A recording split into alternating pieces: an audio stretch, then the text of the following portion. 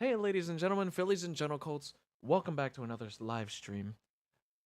We are here to play more of Resident Evil Zero, and joining me today is my beloved fan and now newly acquainted, I mean, already acquainted quite a few days ago, but one who I am now proud to call as my new friend, Caleb. Say hello to every pony. Don't be shy. Hello, can you hear me? Yes, we can hear you. Okay, awesome. I have How is Caleb here. everybody? Yes, let us know how you're doing. I hope you all are having a wonderful day. And Caleb is here joining me today because I figured it would be a nice little addition to the live stream to have him here by my side as I play games. He commentates, we have lovely conversations, and so on and so forth. I'm sure it will be a fantastic experience. Be an absolutely Hmm. fantastic experience. I'm so looking forward to this. Yes. Thank you so much for being here today. It means a lot. And happy Father's Day to every pony and everyone out there, every undulate, whom or whatever you may be. So yes. But Fantastic. but yeah, thank you for being here. Absolutely. I'm so glad to be here, and thank you so much for inviting me to the stream Of and being able to watch course. you. Like this is great. Of Um, of course. What are friends for? All right. Now let us get into the game and hopefully we can finish it tonight. Maybe, that would maybe be not. nice. We'll see. Allow me to do this. Ah,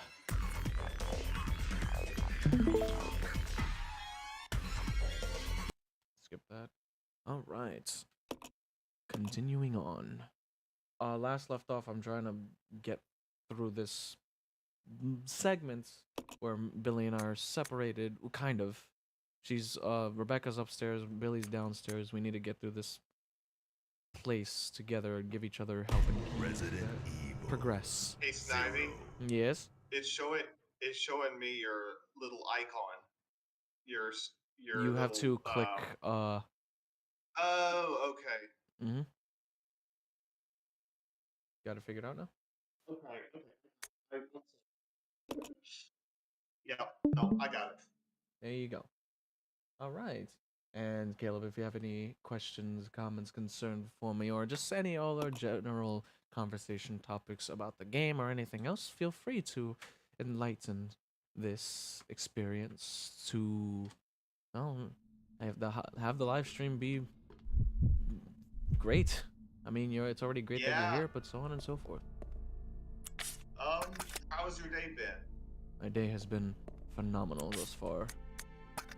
If Good. those of you haven't Good checked deal. out my latest uh community post, I said some fascinating and wondrous things about my dear friend Caleb here about, have him having been inspired by me and the things that I do, and it really means a lot.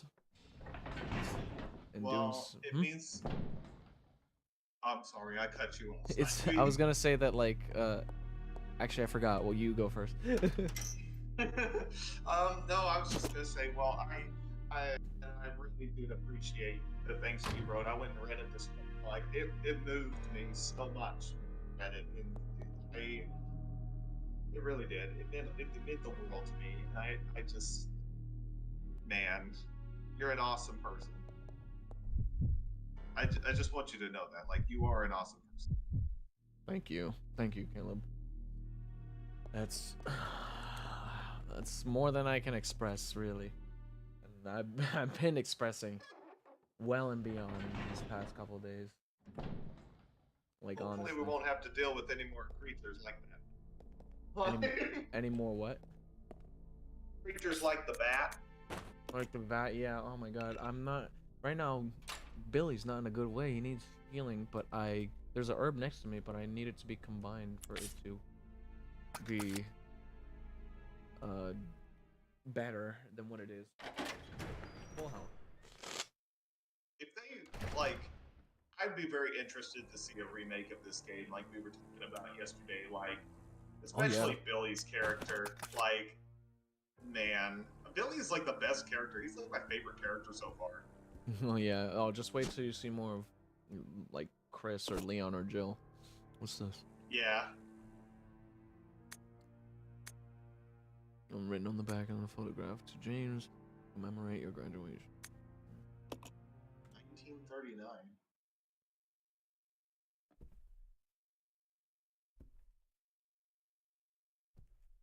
Judging from the age, that guy could be Marcus's son or grandson.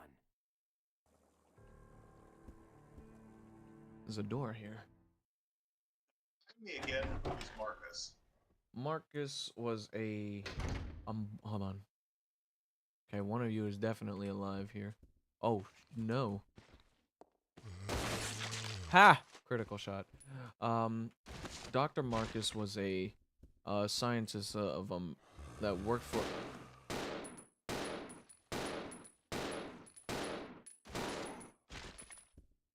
Jeez. And that was the last bullet. Dr. Marcus was a scientist that worked for Umbrella, but unfortunately, due to some things that will be explained later in the game, well, he was killed, but he's coming back for revenge. And he was the one who created the, the leeches, as you see, that's been attacking. Make sense? Yeah, no, that makes perfect sense. And my goodness, those leeches, man. Oh my god, yeah. Those things are something else. Like, honestly, what a pretty tough enemy for this game. Yeah, they seem to be. Because They you can't, you definitely need seem fire. to be. You need fire, period.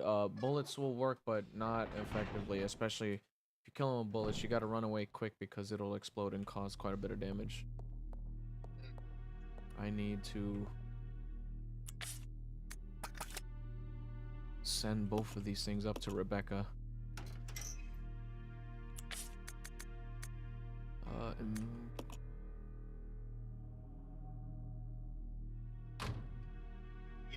meanwhile, huh?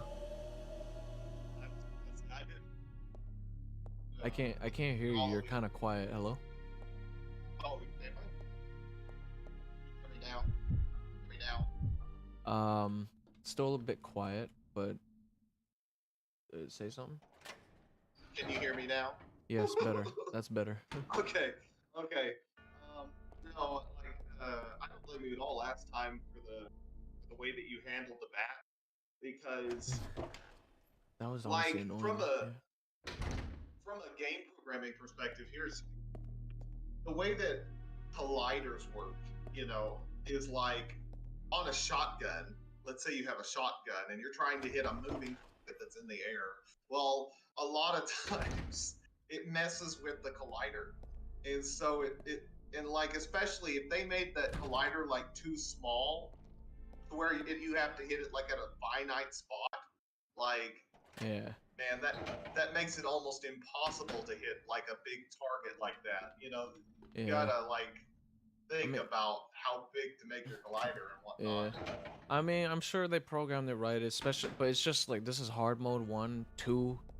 I probably didn't have enough shells because like Yeah. this thing was tanky. This on the guy in the video who did a shotgun only to the bat boss. He had 7 in the gun and 8 on standby. I had 7 in the gun and 4 on standby, so there was a difference. But like once I needed to land all my shots, and I was doing good at one point, but like, geez, I mean, like I said, it's best. And apparently it seems like a common thing that it's best that that boss fight is better if you have the grenade launcher, because the grenade launcher will hold it in place and you can just keep blasting it, and in 6 shots it'll be done. And that's what I did the first time. Like I had the grenade launcher with me, but the second time I'd had it, but there was no ammo in that spot, in the save room in that spot, because, well, in the normal playthrough there was, I recall. However, not this time. But yeah. I mean, it's I got through it. It's fine. Maybe one day I'll come back more. I mean, I felt I was prepared, but um, it was difficult. I didn't want to waste too much time on it. I was streaming. Time is valuable. Oh yeah, I But understand. maybe next time or third time I play this around, I'll do it better. But yeah. Now Rebecca, you take this piece. I can't carry this right now. Damn it. What am I holding? Ink ribbon? 2.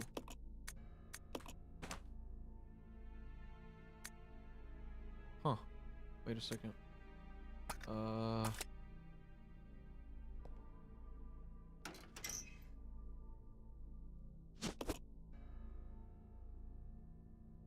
I need to grab those herbs as Billy. Yeah, that would be a good idea.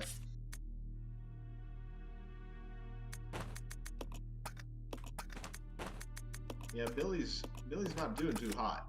Yeah, no. He's not. I need to also grab my pistol because I left it back at the other place. People find the inventory system in this game to be annoying. I like it. Like it's to really manage your inventory between the things you need to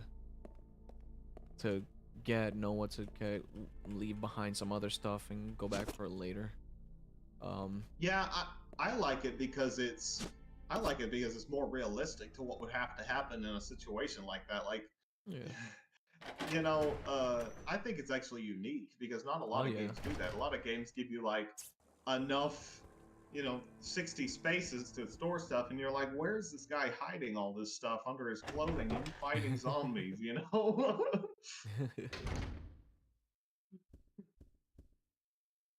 And now grab my handgun.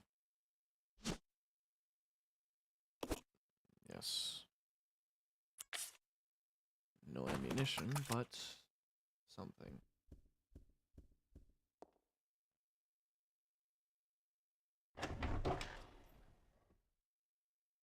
Hey, at least you got something, right? Yeah. Yeah.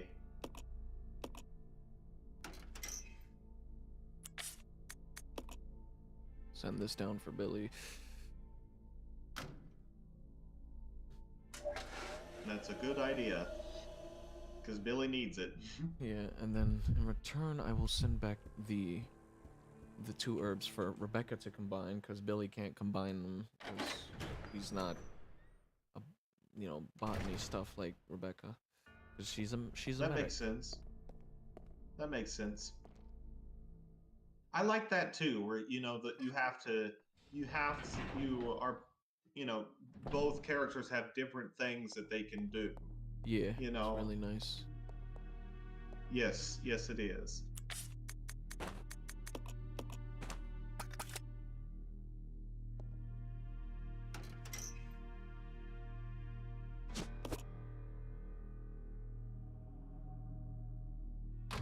This is so awesome, man. Yeah. I really enjoy doing like being able to, just sit back and watch a good game, and in fact, I've gotten now to where I enjoy watching people play games more than I enjoy playing them, which is odd. I know. You. It's alright. Yeah, I enjoy watching you play. You're good. Thank you. That voice is great. Thank you. I do try. Und now we send other one back to Rebecca as soon as I make space, of course. Now then.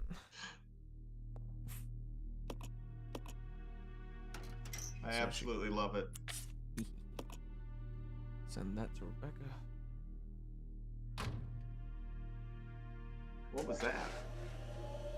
What that I just sent? Yeah. A red herb. Red herb. Okay.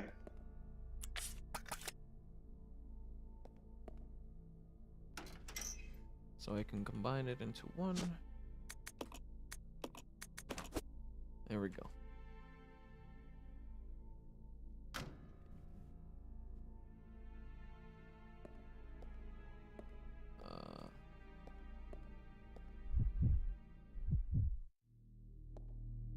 they're really fortunate that they have those like machines built there very conveniently in this place Yeah. to be able to do all this combining and things like that. Now where It's is almost the? as if it was by design. What did you say? I'm looking for the thing that I dropped. Map, help me out here. Was it in between the? Yes, it was in between the. It's right in between the camera's blind spot. Hold on, it's right here somewhere. Right there. You see that thing? The camera's blind spot. I couldn't see it when I was, changing between. Yeah. So now I know what to use this for. I should reload this. There we go. We're ready.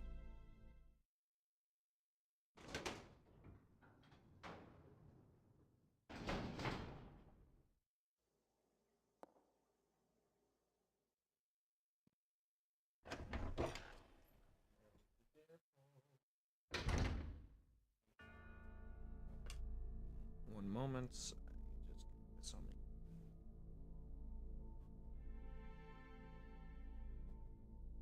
Okay. Actually, I think I need to go this way.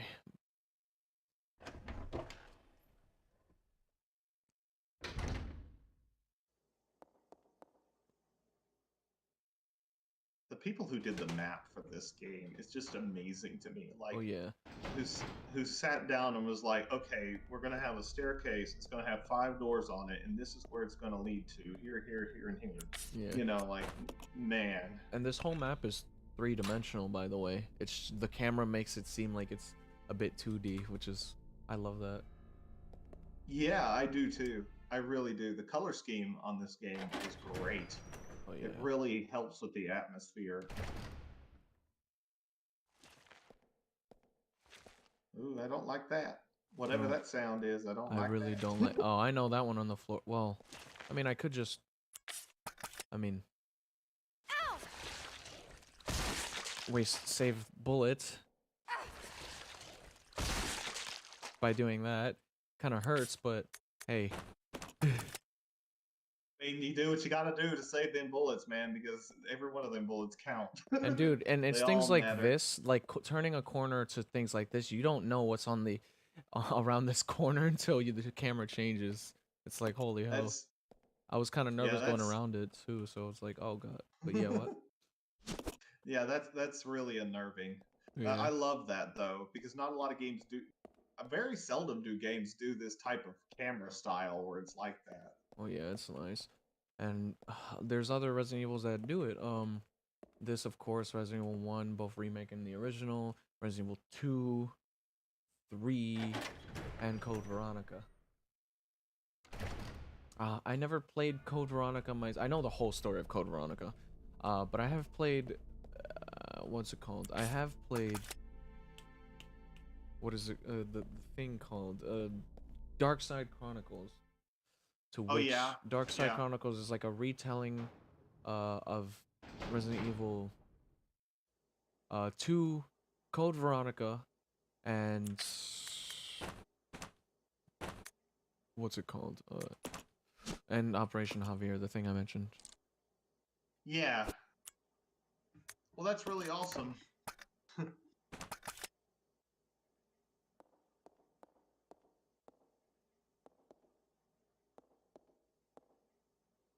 Just the different dynamics too of like what the place, like the different sections of the map look like. You know, like you might be in one section and it's a cathedral, and the next section it's like a laboratory. You know, Mm-hmm. this is great.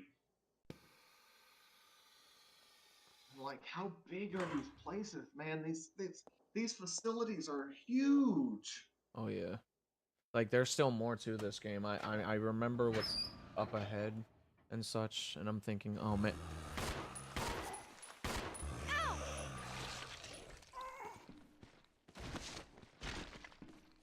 Oh my goodness. These zombies are relentless. How am I looking? Caution. Damn. It's fine. Alright, so I have Breeding room key. Oh my. Alright. How much? 15 and 3 on standby. Good. Okay. This way.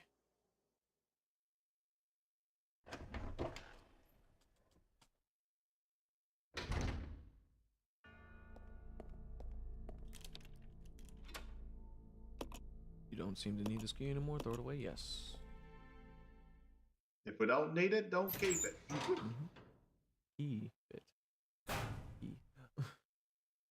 I suppose you should just keep it as a souvenir, you know. Yeah. Yeah, hold on to it. No. What? Nah, Oh, that hurt. that's all of the nope. Whatever that thing is, that's all. Billy, of I the need nope. your I don't shotgun. think Yep.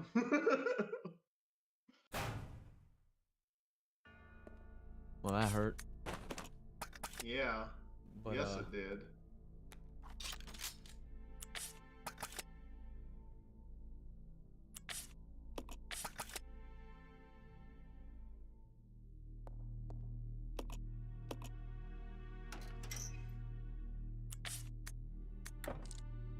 doesn't. That's too large. Shit. Well, I have to do it with the handgun then. I only have 15 no. shots too, so it's like I gotta make these count. Yes. Okay. Here I go then. You've got this. I've got much faith in your capabilities, sir.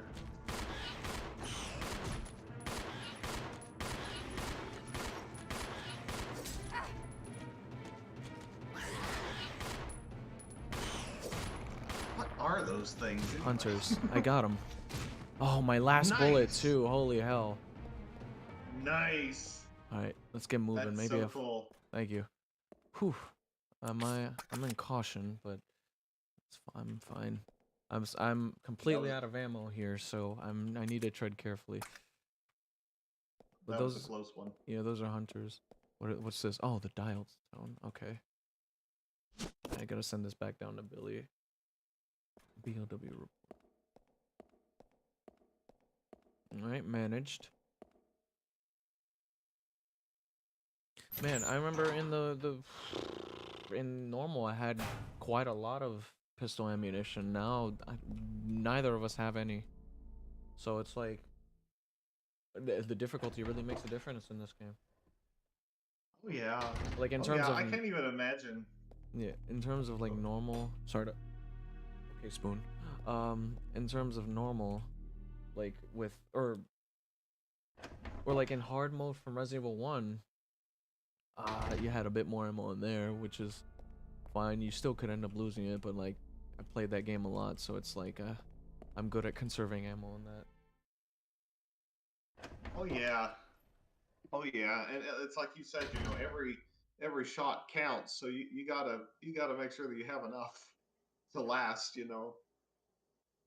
Oh yeah, definitely. I can't even imagine what it would be like in real life. You know, because you think about yourself, you're in this place, you don't have any idea from the next room there's going to be a monster or a pack of ammo or you know a health Yeah. anything of any kind. You know. Of course. Ugh.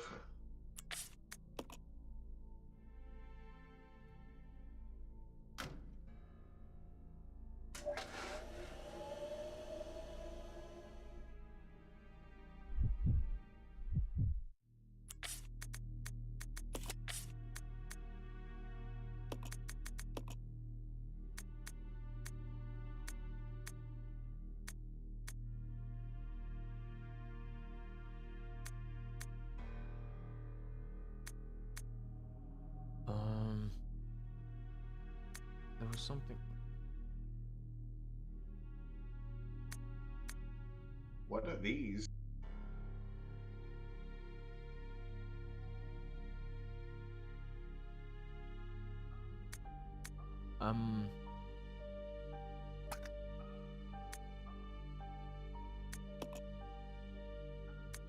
It was these ones. Yeah. Okay. Four. Okay. Lost half. Okay, so the clues in there. I'll look at it once I get the growth reports.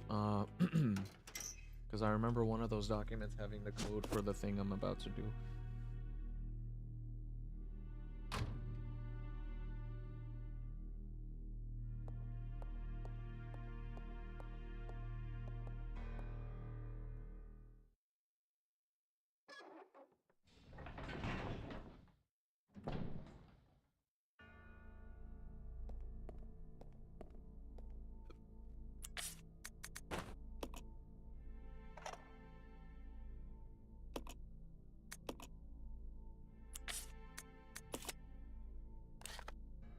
No, I hit map by accident.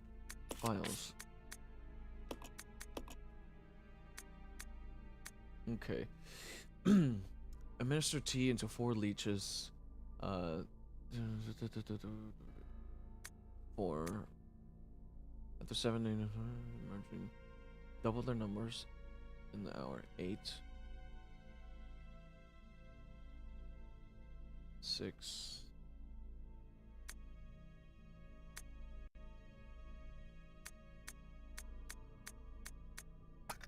863, I believe.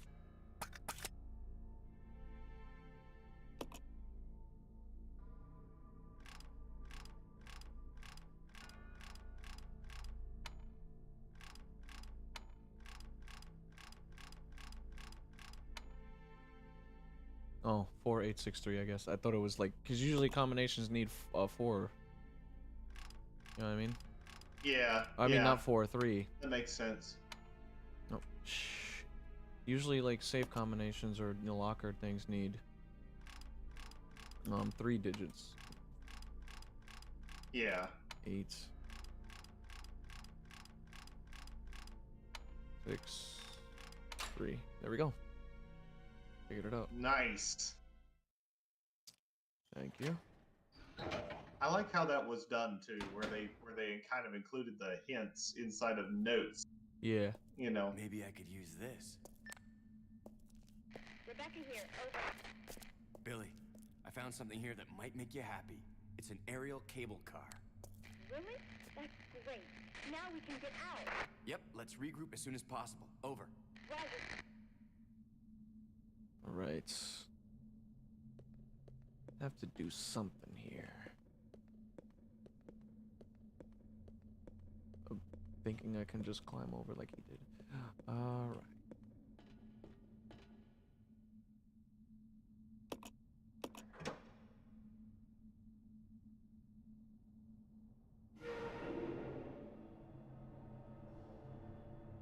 Well, we're gonna get out of here. I have a feeling. Yeah. Yeah. What's this?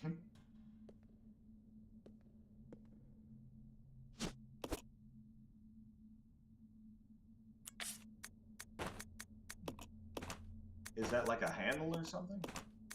Looks like some sort of fuse. Yeah, it kind of does look like a fuse, doesn't it? Yeah. Yeah.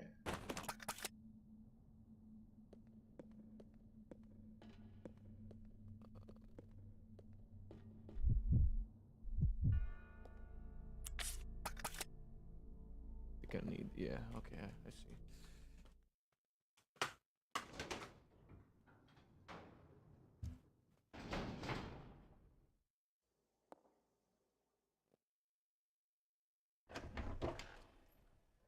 Rebecca is also an awesome character. Oh yeah. She only appears in this game, Resident Evil 1, and in a canonical movie, in an animated movie called Resident Evil Vendetta, and her performance there was awesome. And that's like way later into the series too, which is cool. It's nice to see that. Nice. She also appears as technically like a cameo in a sense, or she's a playable character in the Mercenaries Reunion mode in Resident Evil 5, which is fun. She's actually really fun to play in the Mercenaries. But if you don't know, the Mercenaries is a game mode where you put into a map with a character of your choosing, and you have to fight for as long as you can while until time runs out, while racking up a combo, racking up what's it called, you know, many chain kills combos to get as much points as possible to get the highest grade, and meanwhile fighting the clock at the same time and increasing the clock time by performing melee kills. That's awesome. It's really That's so I should cool. show you. Maybe like if I get far into this and show you some gameplay of that in Resident Evil 5. It's really fun. I'll play as Rebecca. I can see how that would get competitive too. Oh yeah. There's actually a Yeah. few game modes in Resident Evil 5. There's like one called Versus where you can actually kill each other. And yeah. That's really cool. That's really awesome. Yeah, it's really fun. Oh my god, the Mercenaries is really fun. Throughout the Resident Evil franchise, it's been fun. Except for Resident Evil Villages, mercenary modes. That one's mid. Sadly, it's not as great as the other ones because the other ones are more so a bit faster pace and like the melees and stuff really make it like more intense. You know, you're going for those melee kills. And this one, however, it is getting a new update. The Resident Evil Village with the new DLC that's coming later this year, it's getting an update to where we can play as other characters in the Mercenaries mode, which is what we wanted. And it was funny enough, we get to play as Chris Redfield, Heisenberg, and we get to play as Lady Dimitrescu, the beloved 9'6" tall, blood-sucking and eating lady that everybody loves. I'm not even kidding. Everybody is like, no, including myself, respectively, of course. People falling head over heels for this character. I mean, have you seen what she looks like? Yeah, I have. Yeah. When the game first came out, and I haven't actually watched the game. I haven't watched Village, but like when the game first came out, I watched like Markiplier's. Markiplier did like a reaction video, if you know who that is, and he was like, "Why didn't you tell me about this character?" Exactly. Oh. Shame on you for not telling me about but the character is very, very attractive. I honestly I love the character as well. I have a nice thing for tall ladies as well. Like holy tall big ladies, voluptuous of course. But like holy shit. It's pretty interesting because we get to actually play as her for the mercenaries, so it's like that's gonna be interesting. You know what it's I mean? gonna be really interesting. Yeah, that was some of the mods too. I've seen like a little snippets of some of the mods, and my goodness. Oh my god, yeah. Some of them are great. The one with like the fly, I think the guy's holding like the fly swatter And slapping her and he's ass, running yes. around. It's exactly what it. Oh my god.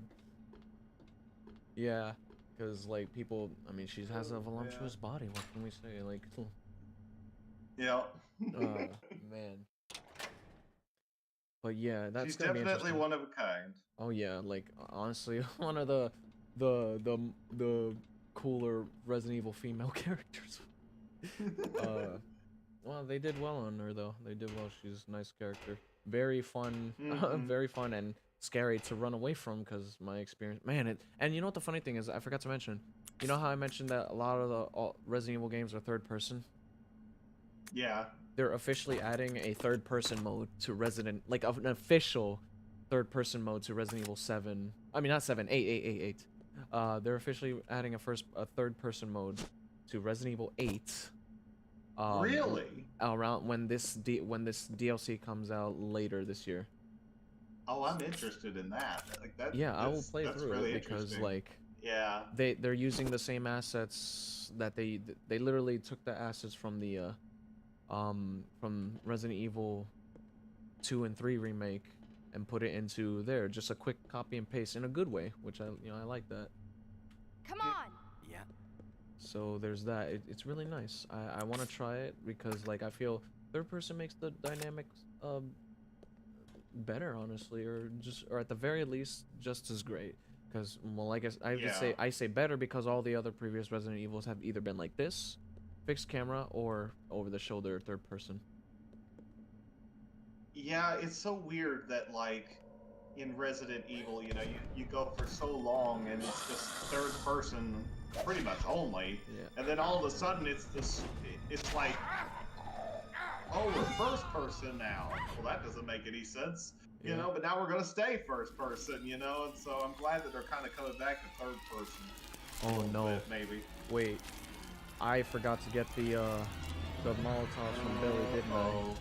Wait. Oh my goodness gracious. What on earth are you? No. Yes, I'm out. No, I don't want to. Mm. No. That, my friend, I'm not is gonna. all of the nope. Yeah, I'm not gonna waste my bullets on that. I don't. Do I even have the Molotov? I don't. Billy has them. I forgot to give him to Rebecca. Damn it. I have shotgun shells, but I am not wasting it on that thing. No. No. No, I don't know what that thing was, but man, that thing was all of the nope. Yeah, freaking leeches disconnected the thing. All right.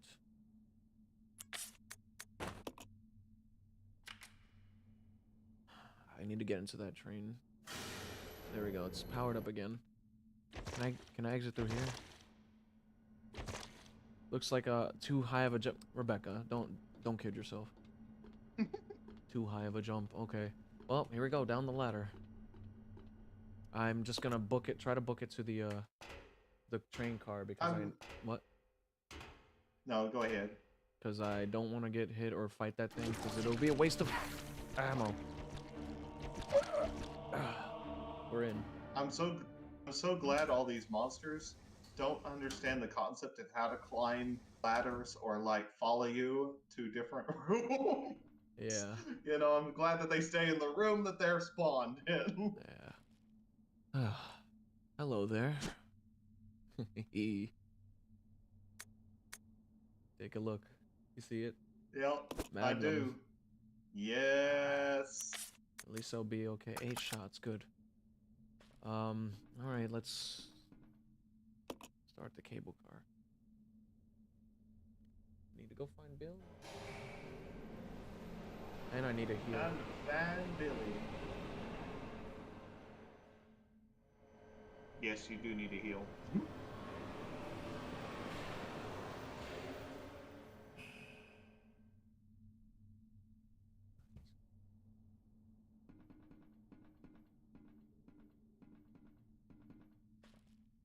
Alright.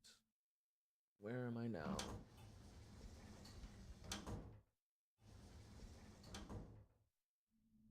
Oh, hello. Perfect.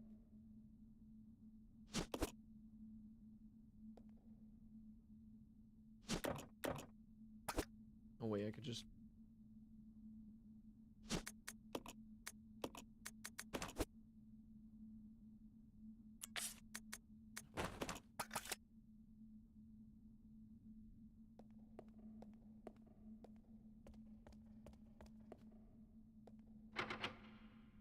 Locked from the other side.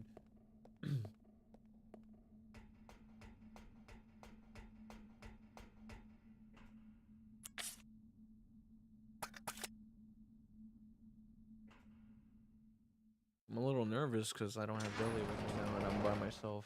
I mean, I have a good arsenal right now, but I remember, I vaguely remember this portion of the game and it was just like, oh, okay. I remember it was pretty rough in this part. Oh, really? Yeah. Like a lot of monsters and stuff? Yeah, oh, ammo, pistol ammunition, perfect. Yeah, like, specifically I recall hunters. Oh, 30 bullets, perfect. Ooh. Okay. Yeah, we're gonna need all the ammo we can get. So I'm glad you just found some. Yeah.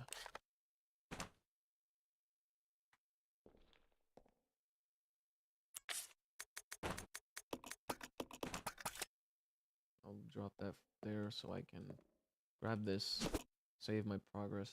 I'll be fine right here.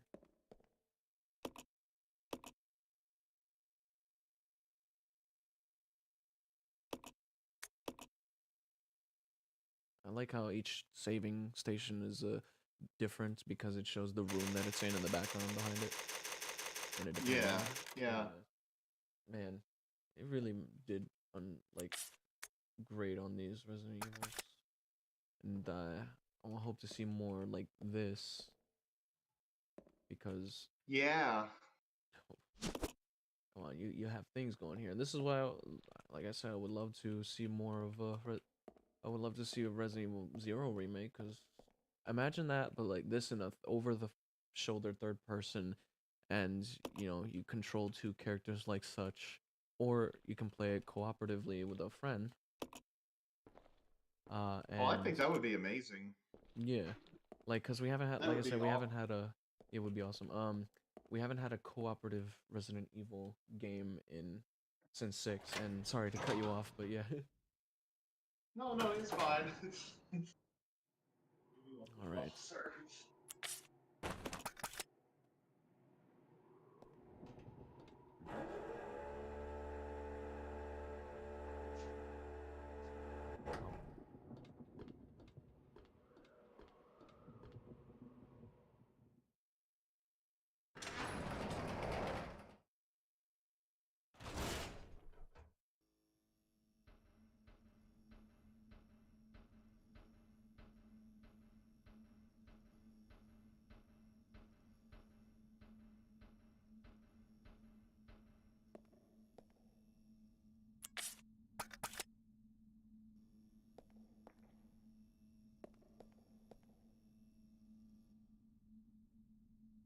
Giant humanoid being suspended in bioorganic fluid inside a capsule.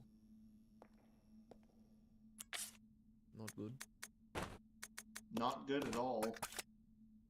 Is that Billy? No. Imagine Okay. that big creature. Hello, cartoons. Thank you for joining into the chat. Be sure to leave a like you say you always do. Father. Hi, cartoons.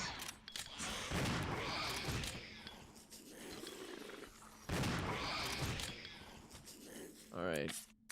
Well, I don't want to waste too much shotgun shots.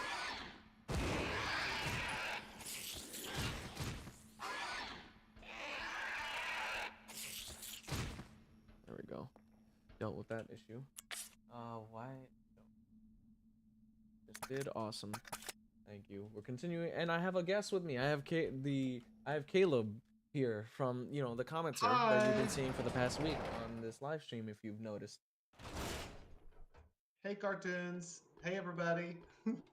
I've made a lovely friend out of him. Well, since we've met, and Feelings. mutual. The feelings mutual. Yes. I've had him join the stream tonight because I figured it would make a wonderful addition to it. Well, hopefully I have so far. Oh, you definitely have. Needless to say. I should have kept the freaking thing coming up the elevator. I should have kept the pistol ammunition up here. I have to go back, but distraction. But I hope if you decide to stick around long, I hope you enjoy the stream. Oh shit, can I not go back for it? Yeah, can you imagine some of this stuff just in HD? Like if they just remastered the whole thing, like the graphics. Oh, if they did, oh my god. It needs to be I'm telling you, it needs to be the exact same way, just third person, new graphics. I don't want anything cut from the original. People don't like cuts. That's why people hate Resident Yeah. Evil 3 remake so freaking badly. And don't let the reviews on the store page for this game tell you that oh it's good. It's not, bro. Do a basic comparison from the original to the remake, but and you'll see. It's blatant. Cut so many things out, man. They cut out a whole ending. Just yeah. Also, I'm doing this part again because I want to grab that extra 15 rounds that I left because ammunition is important. It is very important. Yeah, without ammunition, we won't get very far. Yeah.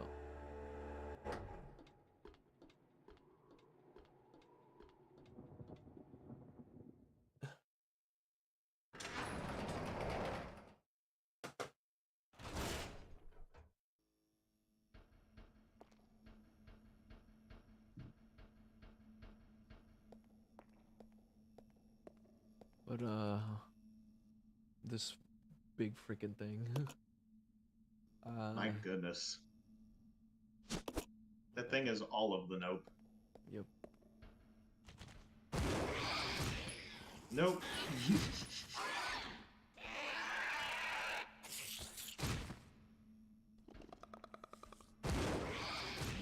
I don't like that. But yeah. Alright, it's dead. Better to use magnum rounds for these guys. I guess then I want to save the shotguns for the zombies. And if I recall, back at the main hall of the research center is more magnum ammo that we picked up throughout the journey, which we can go back to at a later point. And once we do, we can have more ammo for it. So yeah. Nice.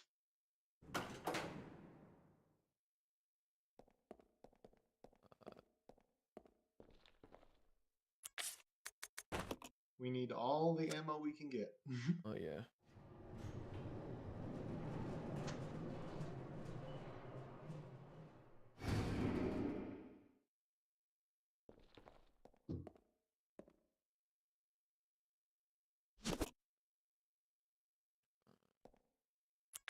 I love how there's like an animation for everything. Like you open the door, you see the door. They really you raise did a platform. Yeah, they did. Goes to show the level of care that they did have for these games back then, and where many developers nowadays struggle to even make a simple freaking update. I'm looking at you, Rockstar. Like, what the hell? What did you destroyed Red Dead Online? Anyway, and not only that, a lot of other freaking games too that struggle to make something good. 3 remake, Capcom. I love your older games from 6 and before, including this one. But 7 and beyond, bro, you fumbled the bag hard. 2 remake, the list goes from from the least bad to the most bad, and the list goes Village, Resident Evil 2 remake, Resident Evil 7, and Resident Evil 3 remake, it being the worst one out of like everything that's after Resident Evil 6. Well, yeah, that's just how it, because they didn't really put much effort into these things, man. Like in comparison, but like, I don't know. These folks. A large part of it too is that they just don't go back and watch the previous. Like, if you're going to inherit a franchise of any kind, like in gaming especially, though, like you need to go back and play the previous game so that you can kind of understand a little bit more about these characters, you know? Yeah, do the research. You need to know what the previous game is about in order to know what the hell you're doing. Like, what? Mm-hmm.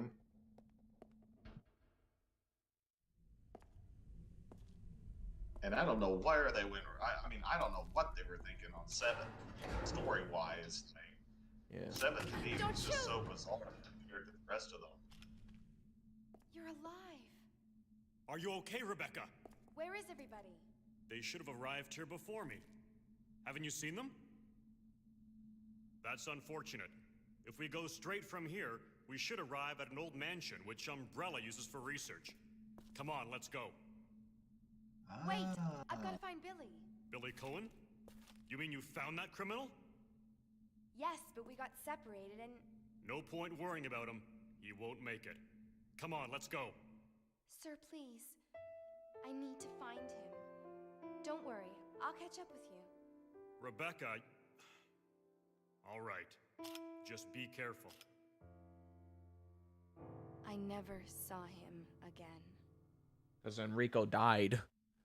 If you remember from Resident Evil 1, he got shot by Wesker in front of Jill. Wow. But well, there you go. You know, I have some interesting things about Enrico. What's this? Can I go through here? There's no. Okay. Her line, though, the way that she said it and the way that she delivered it right there, you know, it's just like, oh my gosh, that broke my heart right there. Yeah. Like, Great voice actress. What can I say? Yeah. Excellent voice actors. Oh yeah, they had some really nice folks for these. I'm Mm-hmm. gonna drop this here because I know what's coming.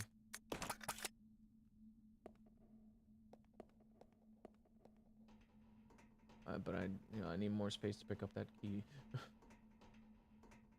It seems smart. Yeah. The key is important.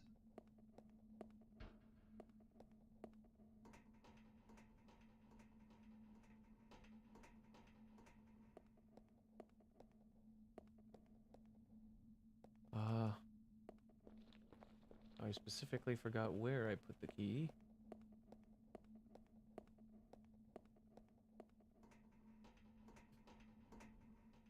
Oh no.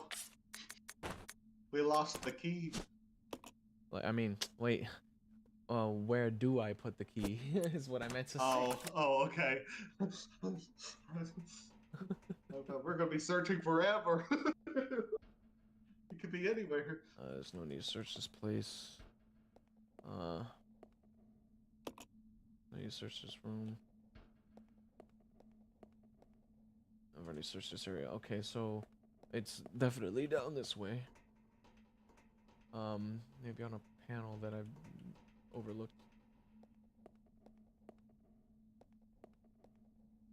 But yeah, I inspected that, but I guess I didn't inspect the right spot.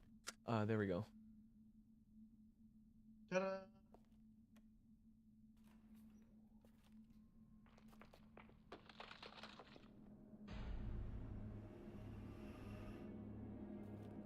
Whoa.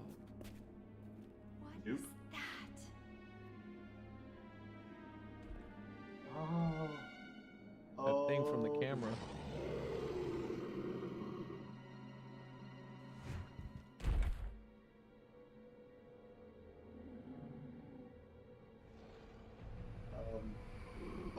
Oh, woman, run. Lady, run. Rebecca, run.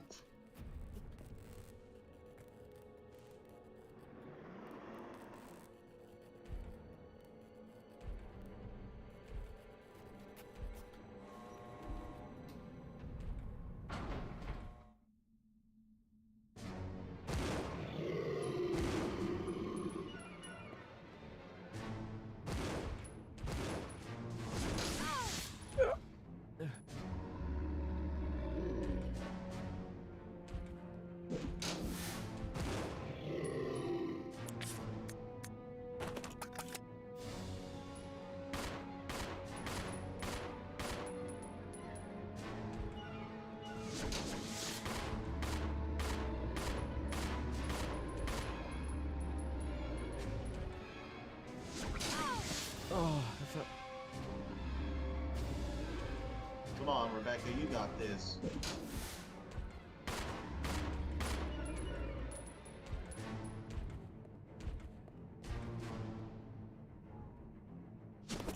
Okay, I'm only on caution. Oh, that hurt.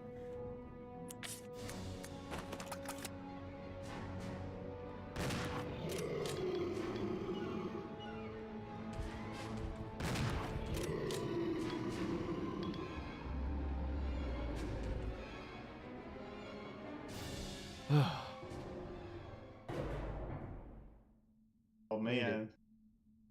That's so awesome. Yeah. Congratulations. Especially, oh man, look at me. I'm not doing too well. No, you're not. Like, that was close. That was a really close call. Yeah. I think that tyrant is scarier than the one in. Well, I don't know. The one in Resident Evil 1 is pretty dang scary. But like that, the way this one just twitches is like, where are we? Level 1, I guess. Now just imagine a remake. Oh my And god, just yeah. imagine him in HD, you know? Yeah. More HD than what he looks like now, but like in the newer engines and stuff. Oh, it would be fantastic. Scary, but fantastic. And we're here again. at the train. Mm-hmm. Oh yeah. Oh, we've come full circle. Exactly. I'll be taking this.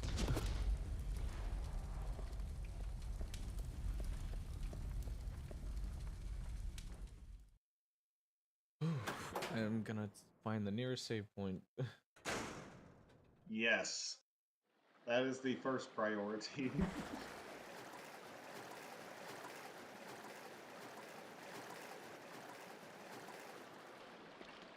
Second priority is to find Billy. Exactly.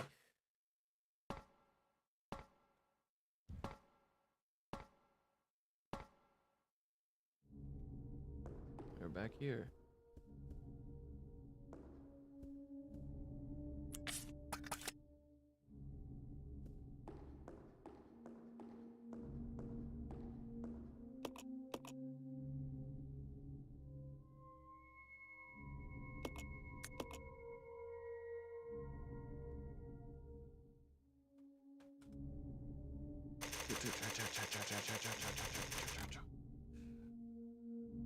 Oh, I love how it's a typewriter so much.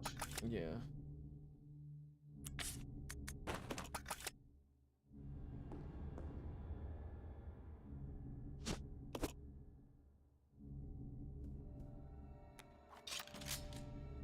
Perfect. It's a really cool aesthetic of the game, you know. Like they're typing up their progress reports and stuff almost, you know. Yeah.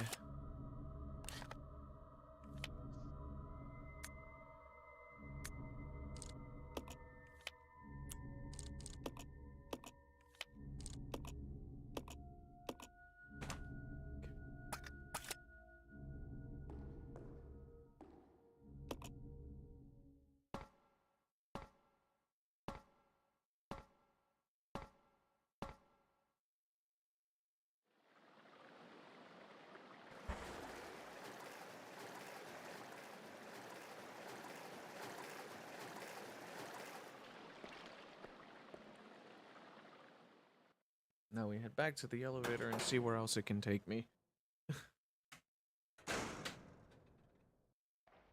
Where else can you take me, elevator? What stories could this trinket foretell? Stories indeed. Speaking of saying stuff in dramatic tones and reading lines of such, I really like during that video you made for me, the Oh yeah? performances of you speaking like the author, you know, like you were Yeah. reading like a nice script, dramatic script. It was really nice. Yeah, For that's that that's portion. the way I've always envisioned the author speaking. The author, for to clarify, the author is a character in the stories that I write, and he is his basic job is like to he's in charge of making sure that all the stories in the fiction realms are like written down and maintained and everything. But like also on the side, if like a fictional character contacts him, then he's required to go to that fictional character and make a deal with them. You know, Yeah. so yeah.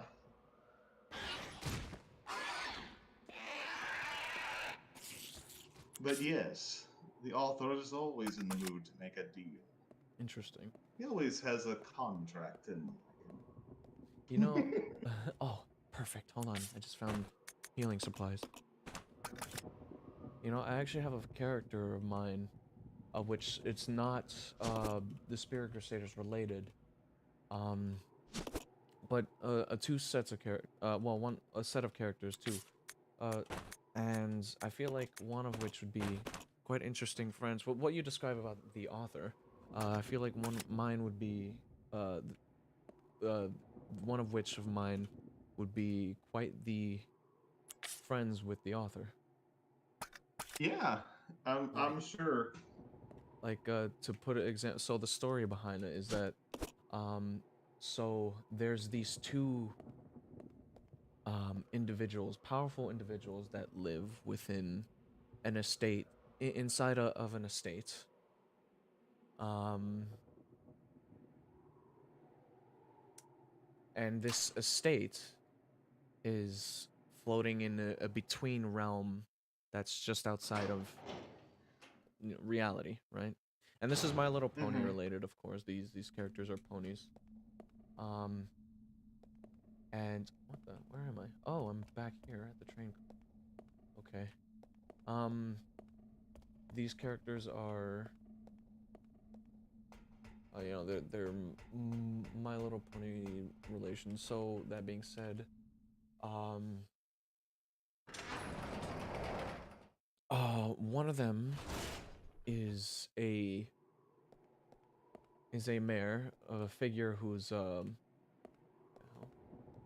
Wait a second.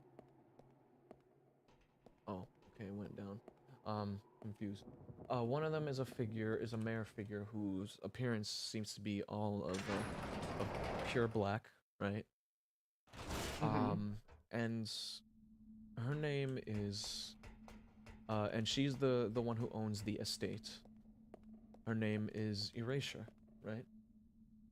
And Oh, the other, nice. thank you. Uh, came up with myself, obviously.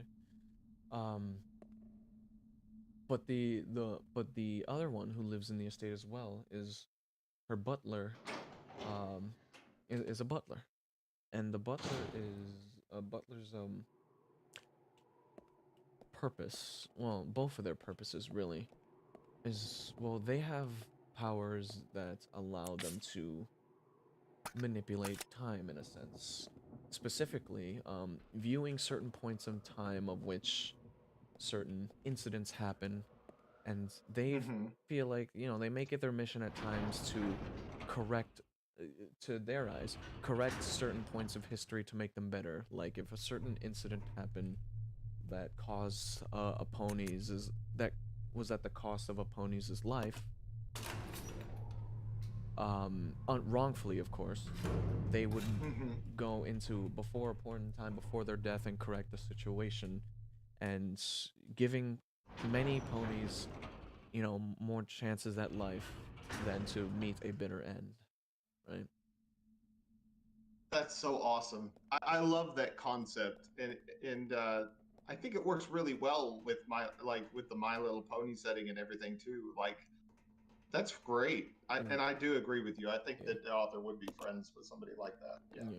Especially with specifically, like, you know, the butler, because he's the one who's, you know, mostly goes out on the missions, um, and this butler's name is funny because it is his name is different than like a pony name. He, well, kind of. His first and middle name are not really pony related, but his last name is, and he goes by the name of Jonathan S. Hoofsworth, and he's a very tidy, uh, butler. Of course, he's a butler. He needs to be. That said, Mm-hmm. that said, what the fuck? Cutscene. Hold on. Playtime is over. You and your friends no longer amuse me. Good riddance. Now nothing will stop me from getting my revenge. Bro, I just got here like 7 hours ago. Anyway, but Jonathan S. Hoofsworth is very upstanding butler, one that tends dearly to Master Era, is what he refers to her as. Oh, hey, look. Oh my goodness.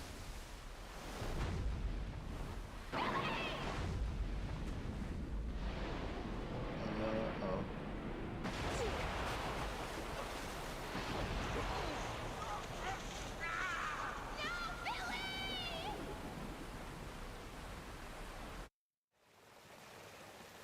And you say, Billy. For a moment there, I half expected her to say, "And I never saw him again." Imagine. Oh, I should take that voice line and just put it in certain things or for my videos and such. Just like, and I never saw him again. Oh, there's more pistol ammunition, but I can't carry anything. Sorry, that was funny to me. No, it was funny to me as well. Alright, this puzzle. Ooh.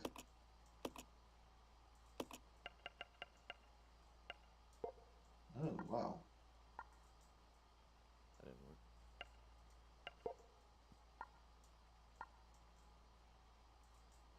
Let me try again.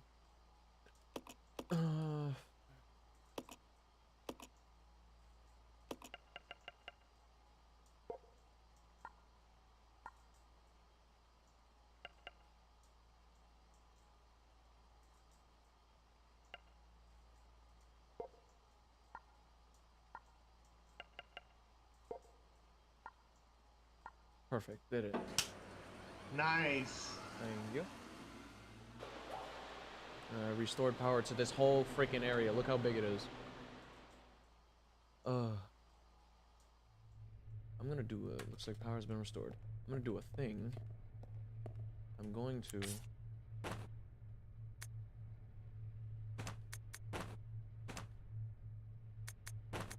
leave this here for a bit.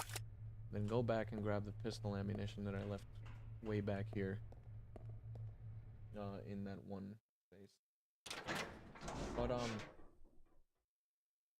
yeah. Well, I really like that. I the really characters? do.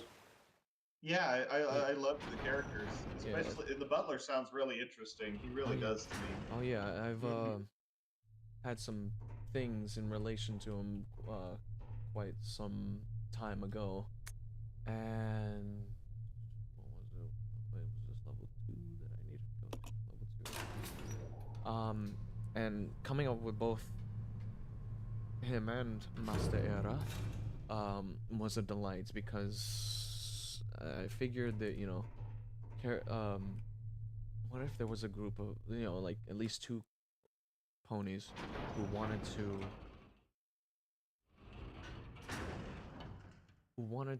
what's it called, give other ponies life, to, you know, give other ponies a chance at a better life than having their lives wrongfully taken through terrible means. And the idea came to me, and I shit you not, to my language. The idea came to me in a dream, and it was quite wild. And so how it went, it was a pretty wild dream, to say the least. Specifically because in the dream, so imagine this world that's not Equestria, obviously. It's just somewhere in a different existence. There's this world where that's being run by the rich and wealthy, right? And any pony who is not rich and wealthy are slaves and peasants, so on and so forth, right? And poor and wrongfully treated, because, you know, they're not among the rich and wealthy. That said, there was, in the dream I was having, there was this father and his daughter trying to run away after breaking free from the clutches of these awful rich folks, right? The story will get gruesome. I will warn you now. And when, like, they were running, the father, of course, the father got injured. They fell, but I believe they were maliciously hunting them with crossbows and things like that. Very scary stuff. And the father fell, leaving the daughter to having to run on her own, to the point where, or no, wait, no, that's not. Oh no, the crossbow thing came out later. I'm confusing something, but okay, so that didn't happen there. I meant to say they both got to a certain point to where they are reaching like a dock, right? And once they reach a dock overlooking the waters, I need to go back up, get the shotgun. They were overlooking the waters, and you know they're panting after running from their lives. Or no, wait, wait, why is there zombies up here? That doesn't sound good. I mean, your story sounds amazing. I meant the zombie.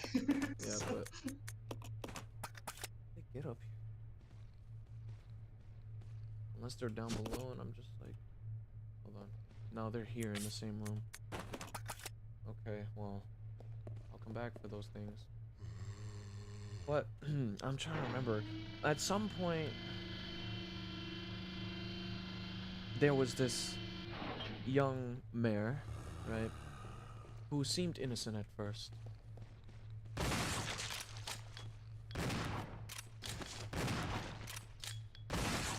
But turns out I'm assuming she wasn't. She wasn't. She took out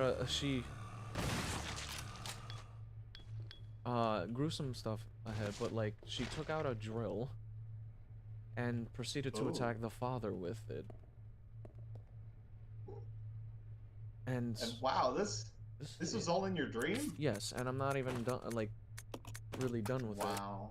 with explaining it. Cause what happens then? So the father tells the daughter to run. I remember something with a crossbow. That's why. But yeah, I think they were chasing them with crossbows. But what happens is that the the daughter runs away. She gets to a later part of the pier to where like she's taking a breather, leaning on one of the railings, and she happens to be standing next to a pony that's very... I'm in trouble. I can tell. Oh no, absolutely not. Just gonna... But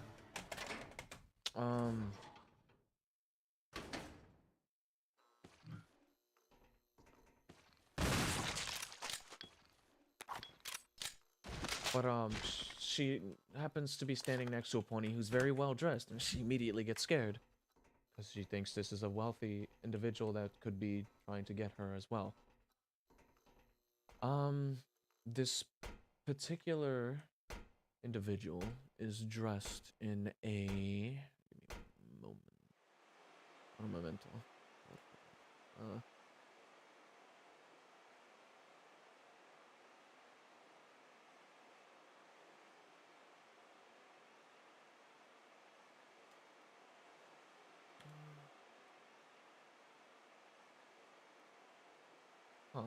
Can't find them in my folder.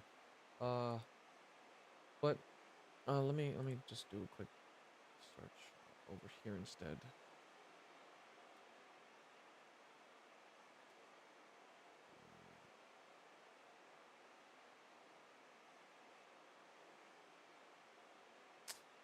Okay, last place to check. I need to check somewhere else to find the image. Bear with me. To describe the look.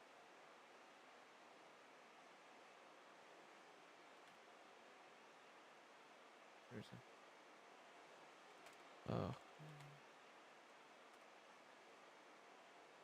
Okay.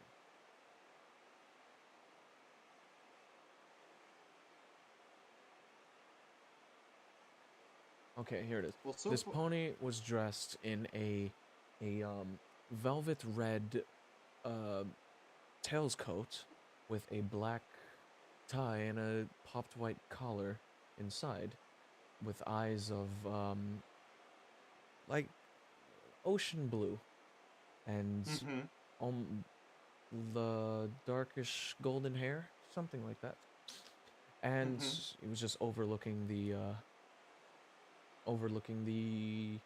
seas, staring at a pocket watch, while glancing at his pocket watch.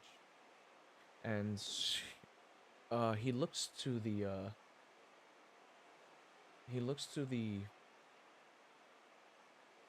what's it called?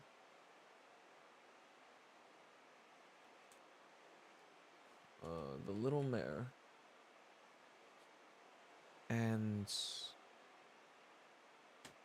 and just says, "Pay no mind to me, but if I were you, I would start running."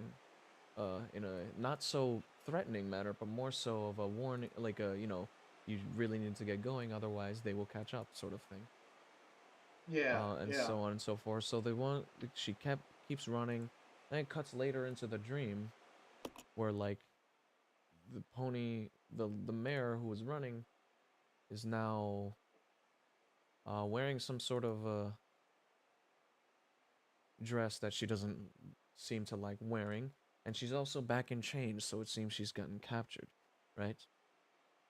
yeah, And so, um, and so, as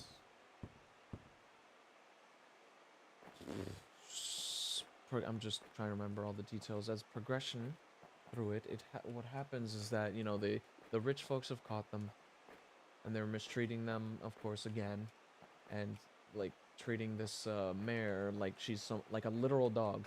You know what I mean? Asking her to bark for us and things like that, all sorts of things, cruel stuff. And then yeah, lastly, a part of the dream was like in the distance, like zooming out from it, from a portal, was the same particular stallion dressed in red and suggesting, "I believe it is time to rectify this world. Wouldn't you say, Master Era?"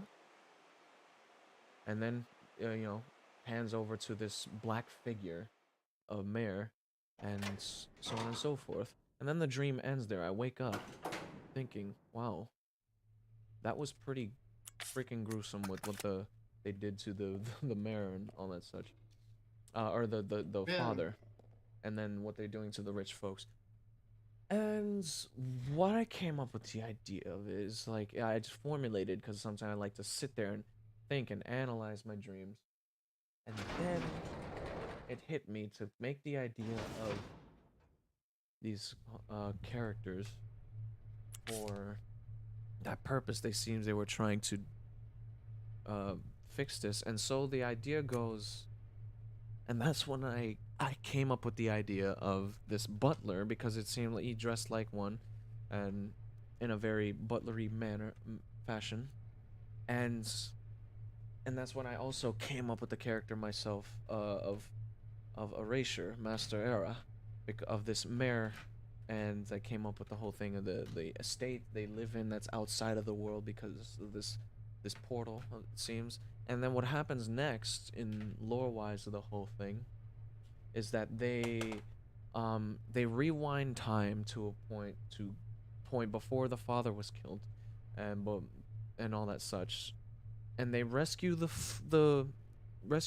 from that world, take them into a nice peaceful world that's close by to the estate.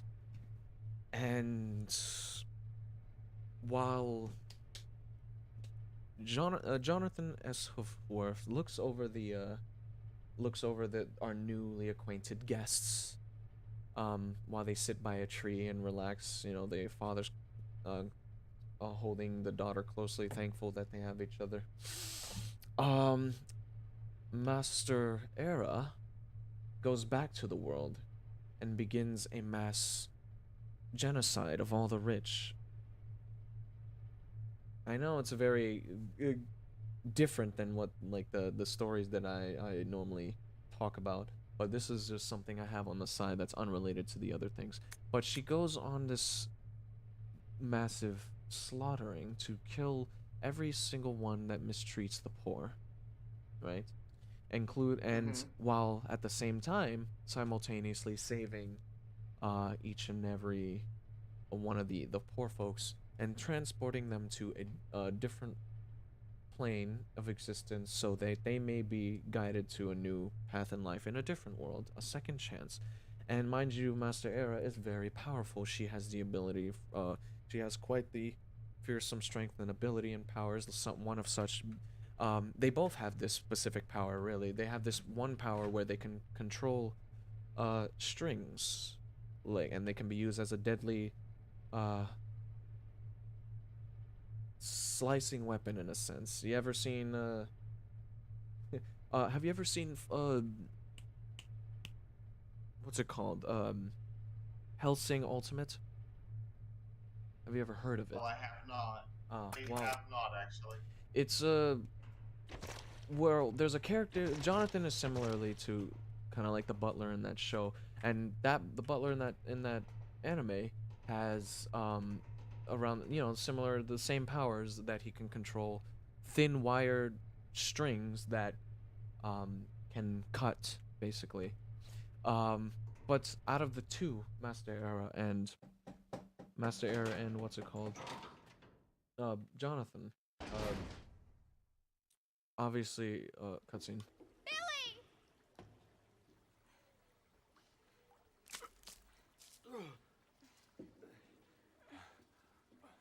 Rebecca, where am I? You're safe now. Are you okay?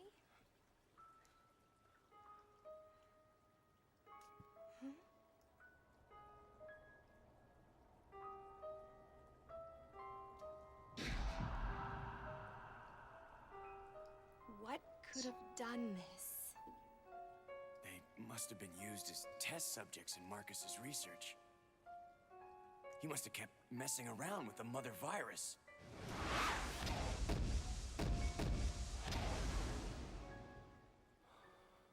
Billy? All reunited with Billy now. Anywho, are you still there? I'm still there. Can you hear me? Yes. But out of the two, Master Era is the more quietly violent one out of the two, and like she's the one who can be more gruesome than you know, Jonathan. Because, well, he's a butler. It's in his nature to be more clean and pristine. That said, Well, huh? well, I think that this is a very epic dream. To me, the first thing that comes to my mind is, man, this would make like a great like Halloween audio drama or something like that. Like it's fantastic. You know, I might actually do that now that you mention it. So thank you for the idea. Hey, no problem. Like it would make I could just really see like even like as you were like the vivid imagery and all that. I think it would fit like and it's not like it's uncommon for an MLP Halloween audio drama too. Yeah. Like Also, there's a lot. Yeah. also Just an idea. it just hit me. Billy didn't have the Molotovs. I left them somewhere. I don't know where they were. Fuck. But exchange here. Give him some ammunition for his handgun, and he'll reload by himself. Awesome detail. Anyway, one thing, but like continuing further, but Master Era is a very sweet individual of herself. She's very quiet, and another one of her abilities is that like she likes to take, like in a good way, take souls that have perished that couldn't quite be saved through the process of reversing time, and breathe them into a new life in a different world by doing so. And she's a very powerful individual. But the funny thing is, in my vast list of characters, she's one of the the lesser, stronger characters. I have characters who are by a astronomical margin are stronger than her, which is interesting because I have a lot of Very stories. interesting. I have a lot of, oh my god, you don't know the half of it, of the lore of stuff I have outside of the Spirit Crusader stuff, or just MLP in relation in terms of characters. They're all still ponies, but outside of the world Yeah. of Equestria. But that being said, but yeah, she's a very powerful individual that slaughters many, and over time, it just at first it seems like just a very friendship, just a mutual friendship relationship between the two, because in their endeavors of doing heaven's work, you know is what they believe they're doing. Heaven's work in making, giving other ponies a chance to do so, and to have a new life, I mean. And eventually it evolves into something greater, to the point where, Master Era eventually starts to fall in love with the dear butler, which um uh of course, the butler never really made any moves on her because he respects her as, you know, his master. But like, it was on, if anything, it was on Master Era to make any sort of things, because Jonathan would never want to overstep his boundaries and such. So he treats her with the utmost of respect, never questions her, and does what she says, because he believes that she is a good individual, and also agreeing and following along with her work. Um, as of Jonathan's origins, it's currently unknown. I'm still deciding on what is the best uh bit of the best bit of origin for him. Uh, which I'll keep that under wraps for now. But it involves to a relationship between them, to the point of possibly true love and rather enticing intimacy, if you can catch my drift there. Yeah.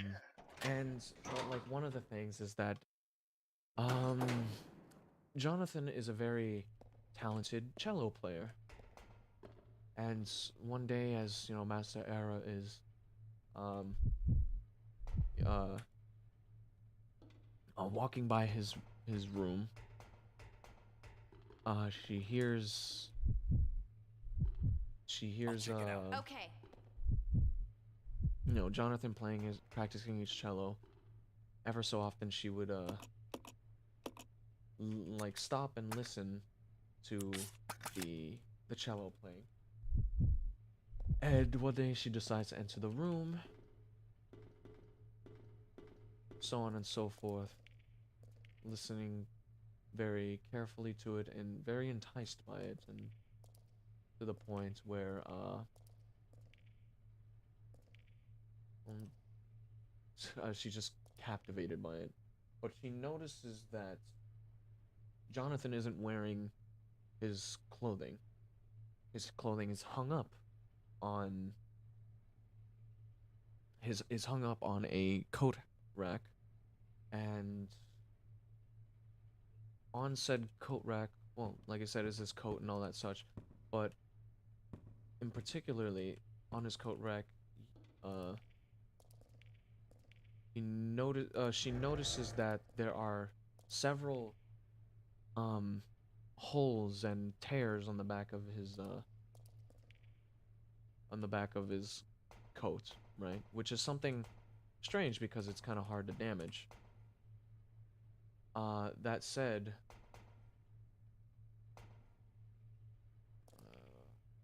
that being said, um, she doesn't really question it right away, but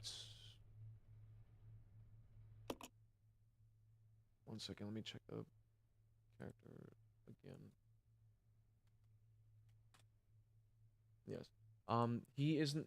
Jonathan's a Pegasi, but he's magically adept for a reason unbeknownst to anyone besides myself. Um, but he can control playing his cello while at the same time with his strings, while he does other activities. And this other activity is performing a lovely dance as the music plays, with Master Era. And that said, one thing that, as they're dancing, she rubs her hooves along his back and feels that there are several scars on his back. And then quite a lot, actually, but they've healed, but the scars are still there for some time. He has a healing factor, so does Master Era, but um Jonathan is much slower than than Eris, but and at some point she questions it, and out of care and compassion for him, and then reluctantly he tells a story about when he was out on a recent mission and was viewing viewing such a thing, or like because the pocket watch that they both have, mind you, is the one that allows them to have abilities to traverse through time and such. And where they got this particular watch is currently unknown. So, to folks like you, I know, of course, but um, but um, but they view what's going on. They what's it called? Yeah, through they view what's going on through the pocket watches as well as the um what is it called?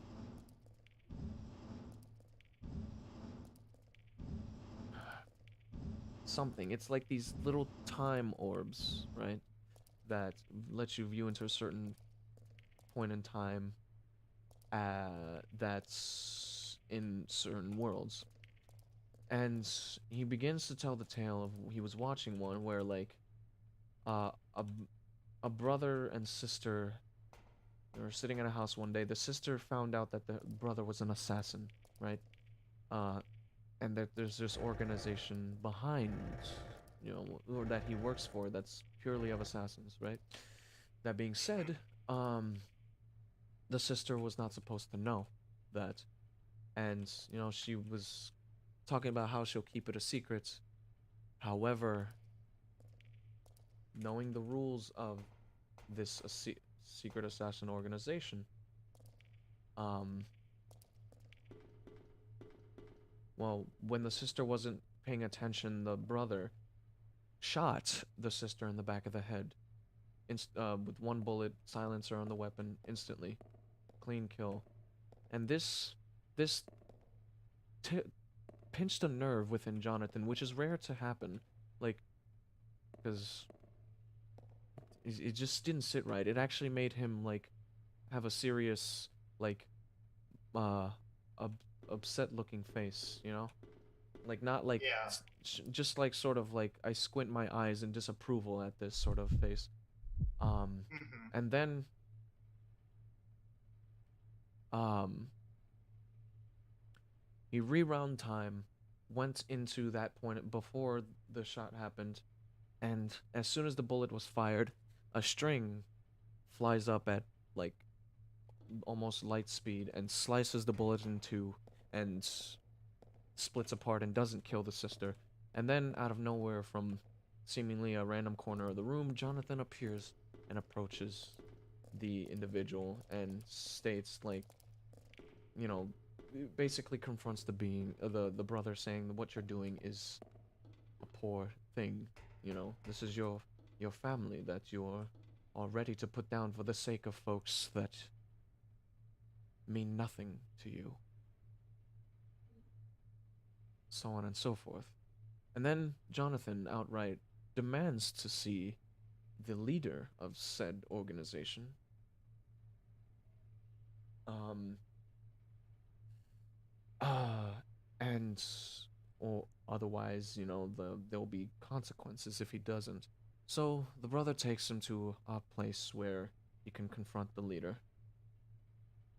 And mind you, Jonathan's there by himself, and now he's in a room full of assassins, face towards him, all neatly in a row, and then in the center of the room, at the very end of the room, end center, is the boss sitting upon his chair, and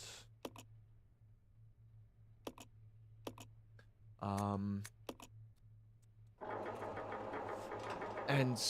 from there, Jonathan stands in the middle of the room, confronting him, saying that, um, um, saying that like the ways you go about are wrong. And if I may make a suggestion, that you alter your ways, because what you are doing is nothing short of distasteful. So on and so forth. That said, um, he speaks his words and such, hoping that the message can get through to them in this particular situation. And after speaking his piece, he turns his back on them and proceeds to exit the room. The boss looks to the other assassins and gives a nod. They all pull out weapons and begin to open fire on Jonathan. And the first many group of bullets begin to impact Jonathan and even pierce his skin, which, mind you, he is magically enhanced through his body, so he would be able to take quite a bit of hits, but many consecutive bullets like that are due to cause some damage, and they have caused quite a lot of damage, especially to his back when he had his guard down, and trusting that words had gotten through, and unfortunately that didn't happen. So he took a several ton of bullets in through his back before, after quite a few, like a second or so of a flail of bullets, he started reacting and conjured his strings from his coat and started rapidly slicing all the bullets away and to defend himself until they were all empty in their weapons. And he was left there panting heavily and bleeding heavily. And then, in a mere instance, in one string, slices through every single gun that they've had, through every single gun that they've had, and cutting them in half, and they all drop their weapons. Many of strings wrap around the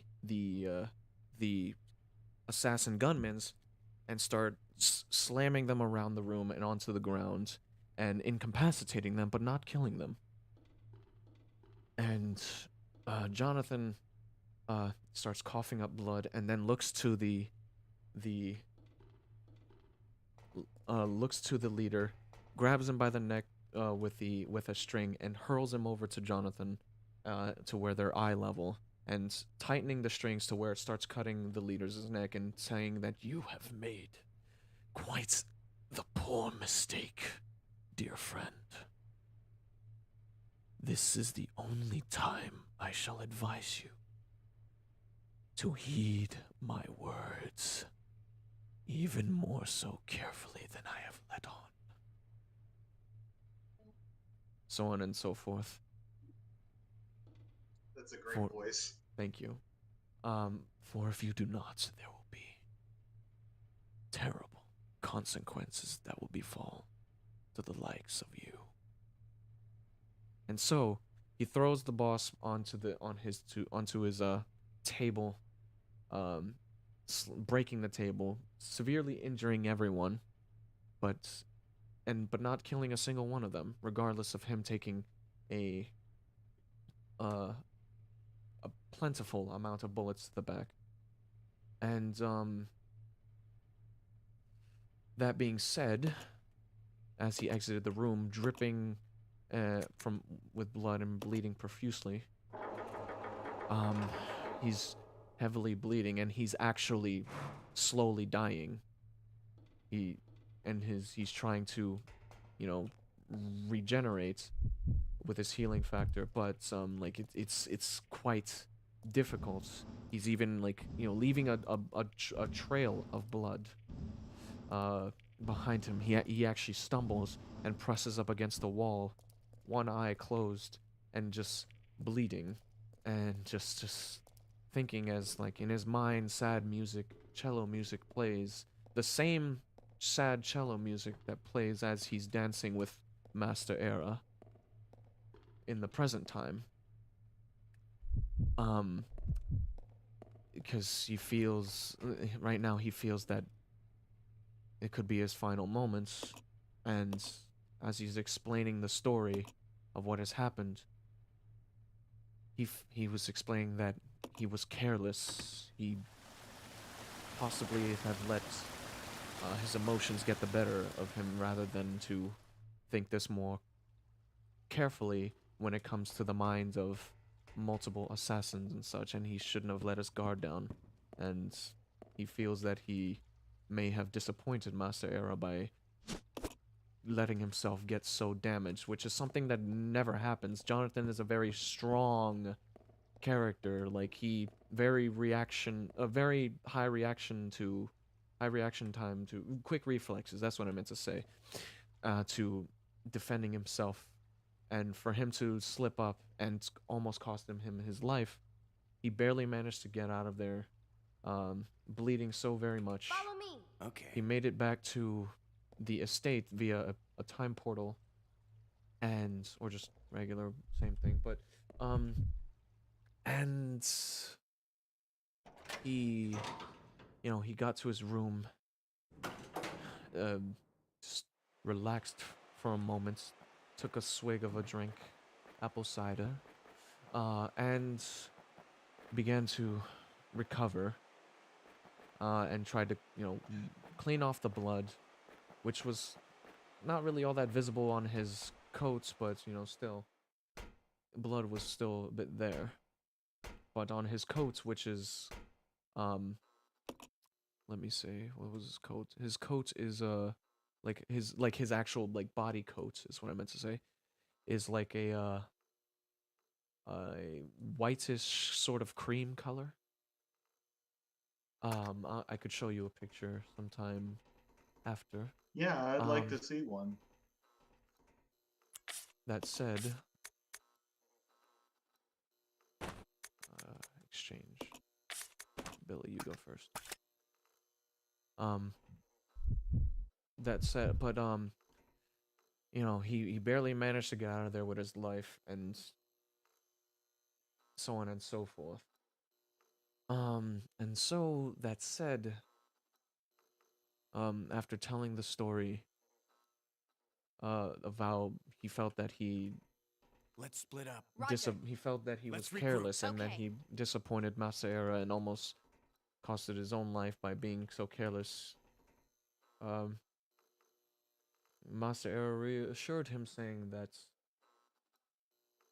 it's all right. You have nothing to apologize for. You were only doing what you felt was right, and it was right. Rubbing, and she brings a hoof to rub his cheek, and this is where the connection starts to happen. And then, like, the intimacy starts to happen. And I imagine, like, the entire time he's telling the story, that pose when someone is dancing, where, like, the male has the female leaned back while he's leaning forward, and holding her up, right? Yeah, yeah, That yeah. sort of thing. I They know that. dance like that, romantic kind of dancing. That said, then they lean in, may possibly, they kiss, so on and so forth. Rebecca. I'll go check over there. Come on. Oh, Rebecca.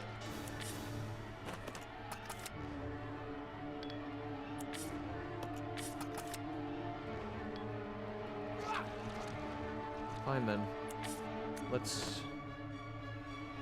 No, it's a stupid idea to unload on this guy.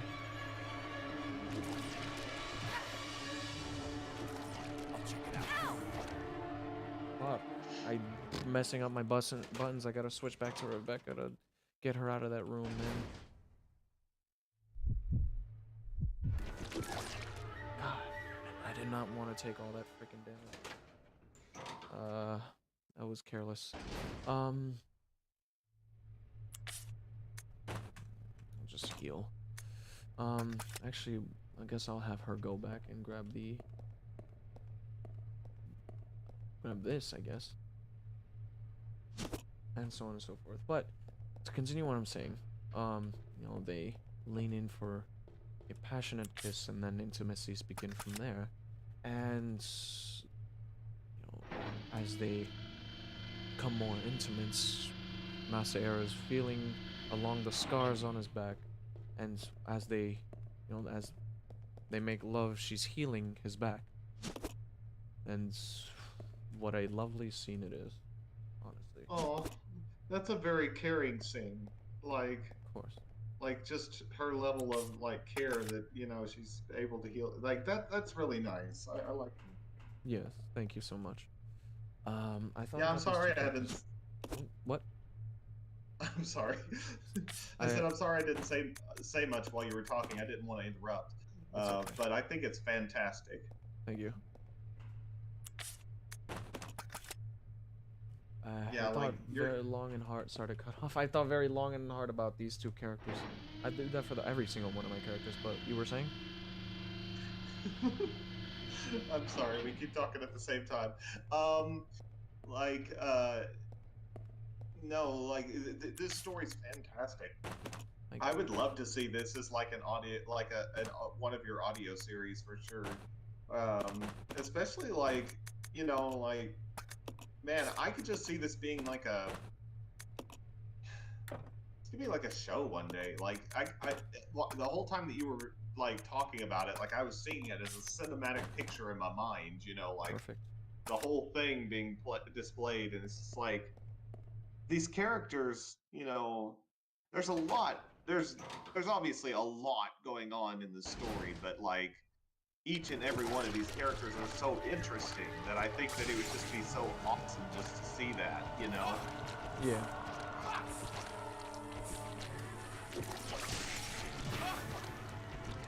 That's one thing that I've really noticed about your writing too. Is like every single character that you write is like a very interesting character. Like I don't see any characters that I could just pinpoint and like say Snivy that the you write that's like just a generic character. Like every single one of them has their own individual or a copycat of another, like a copy character of just some other character. Like every one has their own individual personality, and it really shines. Thank It you. really does shine. Yeah. Thank you very much. It means a lot to hear that. I'm glad you understand, and then you see that truly, because I do take the time with each and every one of my characters, like to an astronomical degree, like you have no idea. That said, what's it called? Like, and I have a plethora of characters, and that I have yet to even talk about. I've talked quite a few of them about with Nick, and I mean, if he were around, he would vouch, especially since I have an entire. Okay, so there's this one story that I have. It's not written at all, but the entirety of the story, is up in my head, and I can quite easily, for the most part, This way. explain the whole Okay. story, for you. Like, maybe not today or for a bit, because like, well, there's a lot of detail into this one, but this one is um one of my deepest stories next to the Spirit Crusaders, and this is something I haven't written, and thinking of it now, it's like it's a very enticing story, a story between a great warrior who's a great mighty warrior who's up against the biggest, I guess, mission of his life, that's battling against a individual who seemingly is going through their own internal conflict of deciding whether or not they want to be this, or whether or not they wish to be what they have become, or if they wish to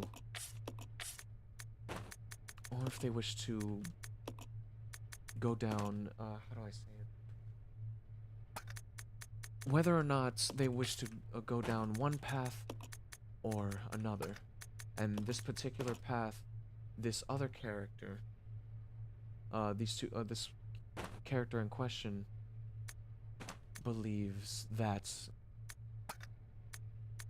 the warrior can help in, what's the word, in figuring out what is to come for the future, to say to say the least.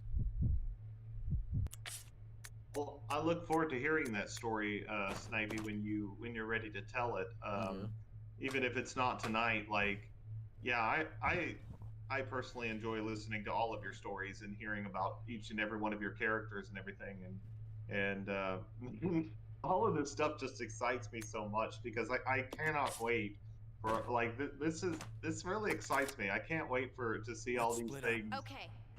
as they come out Thank you. on your channel and everything. Like, especially knowing and having talked with you over the past 2 weeks, like I can see, and just everything that you've shown me, I can see just how much work you just do such astronomical work to make things happen, and it's just so awesome to see the types of things that you create. Thank you. Thank you so very much. And if I'm gonna tell this story, I'm gonna need, I'm gonna need all the time to, with you I can to, like, I would say as long as we've spent, talking in, like, the live streams to really tell this story, because, oh shit, 1 second.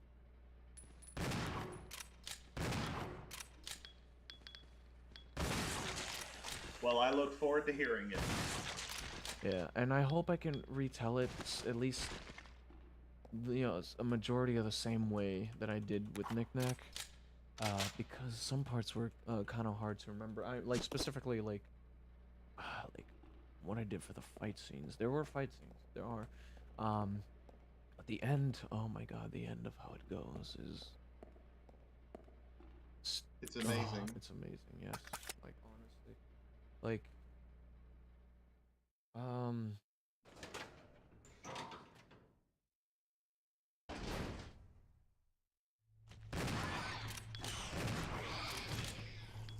Yeah, I totally understand. Some stories, if you're just explaining them some stories can take a while to explain. But like every one of the stories that you've told me is like, oh man, so fantastic. You have such a mind, sir. Like, it's just amazing. Thank you. Hey, grenade launcher rounds. I don't have the grenade launcher. Yay. But Yay. But this, I'll probably tell you the name at least of this particular story sometime after the stream maybe. But like, I've only ever told it to Knick-Knack, and no one else knows about it. As much as I would love this story to be out there, but it's oh my god, it's such an amazing story, man. Like, and it's all in my head. It's not written down. And I can tell you it with the utmost of detail, and Nick could vouch for that, if he was here, because, you know. Yeah. Like, and I just think about it now. It's such a amazing tale, the story of love and loss, and a newfound beginning, and the birthing of a name that is known across realms. Well, names, but specifically the main character, which is the warriors, who I'm referring to. But I digress. I'm using that correctly. But yeah. But yeah, that's the hints of that. Well, man, I mean, I'm looking forward to it. I'm very excited about it. I am, like, that sounds great. And yeah, like I said, I enjoy listening to all of your stories. So it's all fascinating to me, like everything that you told me. Thank you.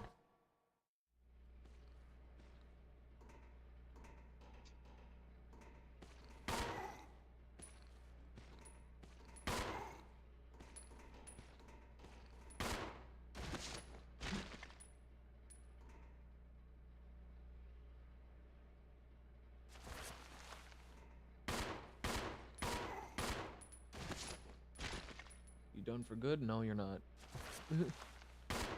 My goodness, these guys are relentless. Yeah. I love this one. All right.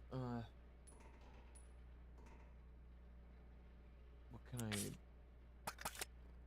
Anything else I need here first?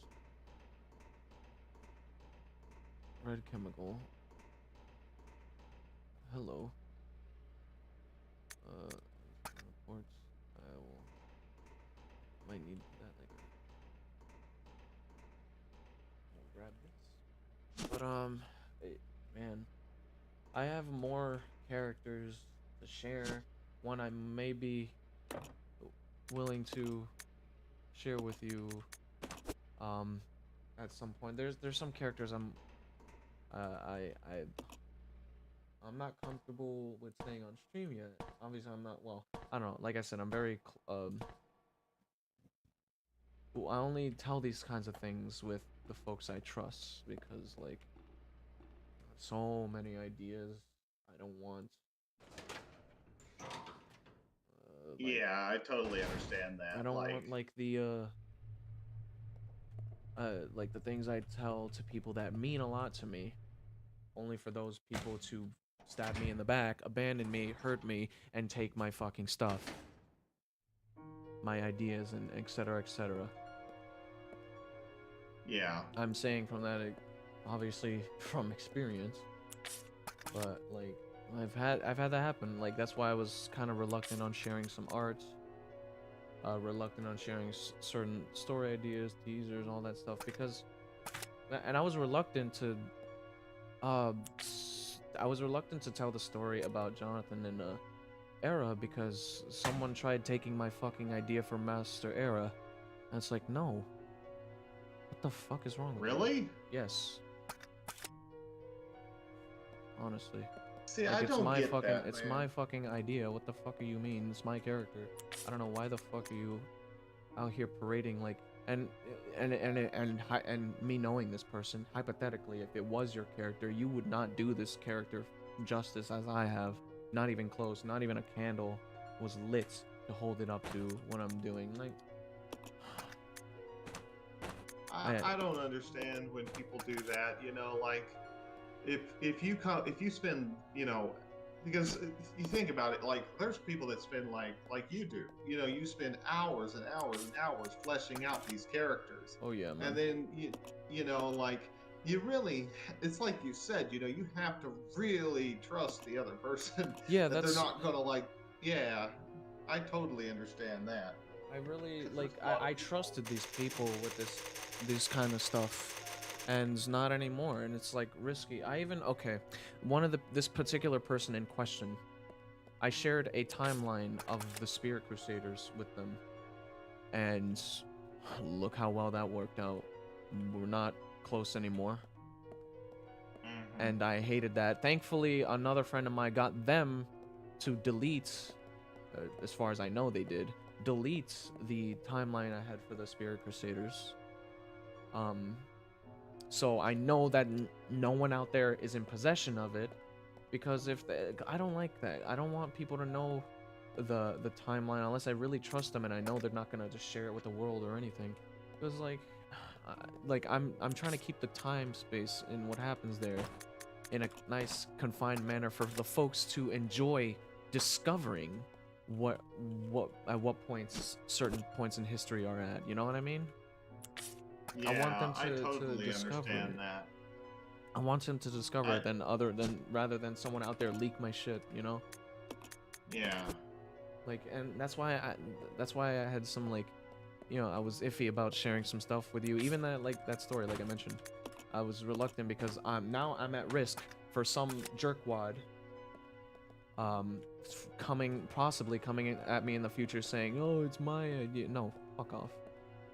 It's the character's mine. Period. I had the dream, so you fuck off. So, like, again, I don't really hold much hate for them. I just hate things like that they will do. I hope, and if you're watching right now or watch this sometime in the future, stay the hell away from me. Please, I don't want, like, past ghosts to come and try to haunt me, because it's not gonna work out for you, and it's just gonna be a nuisance for me. Like, I don't want to have to take time out of my day to clear some pointless shit when I have folks to honor and people to please and stories to write and build a future for myself. Focus on yourself. Don't focus on me. Like who cares about what shit in the past at this point? We're not together anymore. We're not friends nor in a relationship. We're not none of that anymore. I broke it off because I don't want anything to do with that anymore. I want to focus on myself and focus on what I love doing, and find folks who actually support me and won't stab me in the back. You know what I mean? Like, bro. Yeah. Brother. Anyway, but please just stay the hell away from me. Like we had our fun, we had our moments. Just go. Just live your life in your path. I don't want anything to do with it. Like I don't. Seriously, man. God have mercy on your soul for you being a jerk to me in the end, but whatever. But yeah, hey, it's whatever. I'm focusing on myself. I'm building characters with deep and passionate thought for hours at a time, even taking the time out of my day to draw them and so on and so forth. I preemptively draw on quite a few characters for the Spirit Crusaders, and you know, Caleb here can vouch that Yes. like, yeah, I have a lot of things I haven't shown because it's like I want to wait for the right moment, of course, and for the story to progress, and from, you know, I just love building these stories and so on and so forth. It's really nice. That said, is what I want to do, and I don't want anyone trying to get in the way of that. I'm not a, like I said, and you said so, and it meant a lot to me. I'm not a bad person. I'm just trying to live my life to make people smile and inspired, the likes of which you have been, Caleb. Well, you know, I mean, you know, Snivy, you're not a bad person, and it's, you know, like it's like you said, you know, why are we so like why do we get so focused on other people's stuff? You know, like the whole point of like being creators is that, you know, yeah, we can like have fun discussing our ideas, but at the end of the day, you know, sit down and come up with your own ideas. You know, and there's so many things that you can come up with. There's plenty of stories that have not been told that you can think of and come up with. You don't have to go out and steal somebody else's characters or ideas. There's plenty of ways that you can sit down and you know, take the same subject, um, like, I don't know, fantasy, and interpret that in a million, 20,000 different ways, you know? Or My Little Pony, even. Like, you can come up with a billion different stories for My Little Pony, and each one of them be unique. Yeah. With different people writing it, you know? And so, you know, I mean, we don't got time to be stealing other people's ideas. And we don't got, I mean, you know what I mean? Like, I don't know. I totally agree with you, though. Like, that's one of the reasons why, Snivy, I'm so, like, hesitant to really put any of my writing out there, is because, like, which I know you gotta, it's kind of like a 50-50, you know, because you need feedback, but, you know, it's who do you trust to give you that feedback, and who do you trust not to tell others your story before you want it to be told, you know, and so I totally understand where you're coming from, and it's unfortunate, you know, that it's so unfortunate that there are people who think that they cannot come up with their own ideas, and sad to me that they think they cannot come up with their own ideas and they cannot do their own writing, that they've got to go out and steal other people's ideas and say that it's their own. Yeah, it's like, especially like uh when we're tasked with given a character, or with a character, and it's like, I know I can do 10 times the more justice for a character than folks like these, you know what I mean? Because like I go into in depth and how each one can have their shining moment, how they work, how they're differ from others, and how they can connect with others. I go into so much detail. You don't you, God, I mean, you have an inkling of understanding, but like in the level of which I do, because I have, there's so much more that I have um than I've let on. Come on! Yeah. Like Mhm. honestly. Yeah, it's a Um process. It's a process to sit down and do all this stuff, and like, there's a lot that it comes down again. I think we were talking a little bit about this earlier. Like, um, maybe before the live stream, but like, people just don't see how much work goes into like these creative projects behind the scenes to make them look as good as they do in the best quality that they can be and everything. And when you look at that and then you decide, hey, um, I think I'm just going to say that this character is mine now, and then you go and you try to create the same exact story or use that same exact character, blatantly, obviously use the same exact character, didn't even try to change it in any way or shape or form, or do anything with it at all, which in my opinion, you should just come up with your own character to begin with. But, like, people astound me with just the level of sheer arrogance of thinking that they can get away with doing stuff like that. yeah, wild. I don't know if any I don't know if anything that I just said made any sense at all, No, but I know what hopefully you it mean. did. It made sense. I'm just yeah, it made sense. I'm just preparing stuff.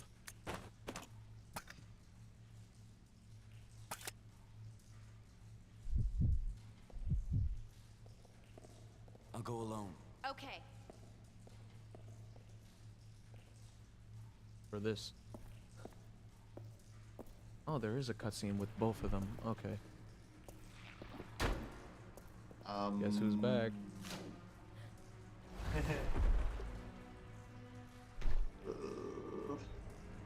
Tall, dark, and gruesome. Yeah.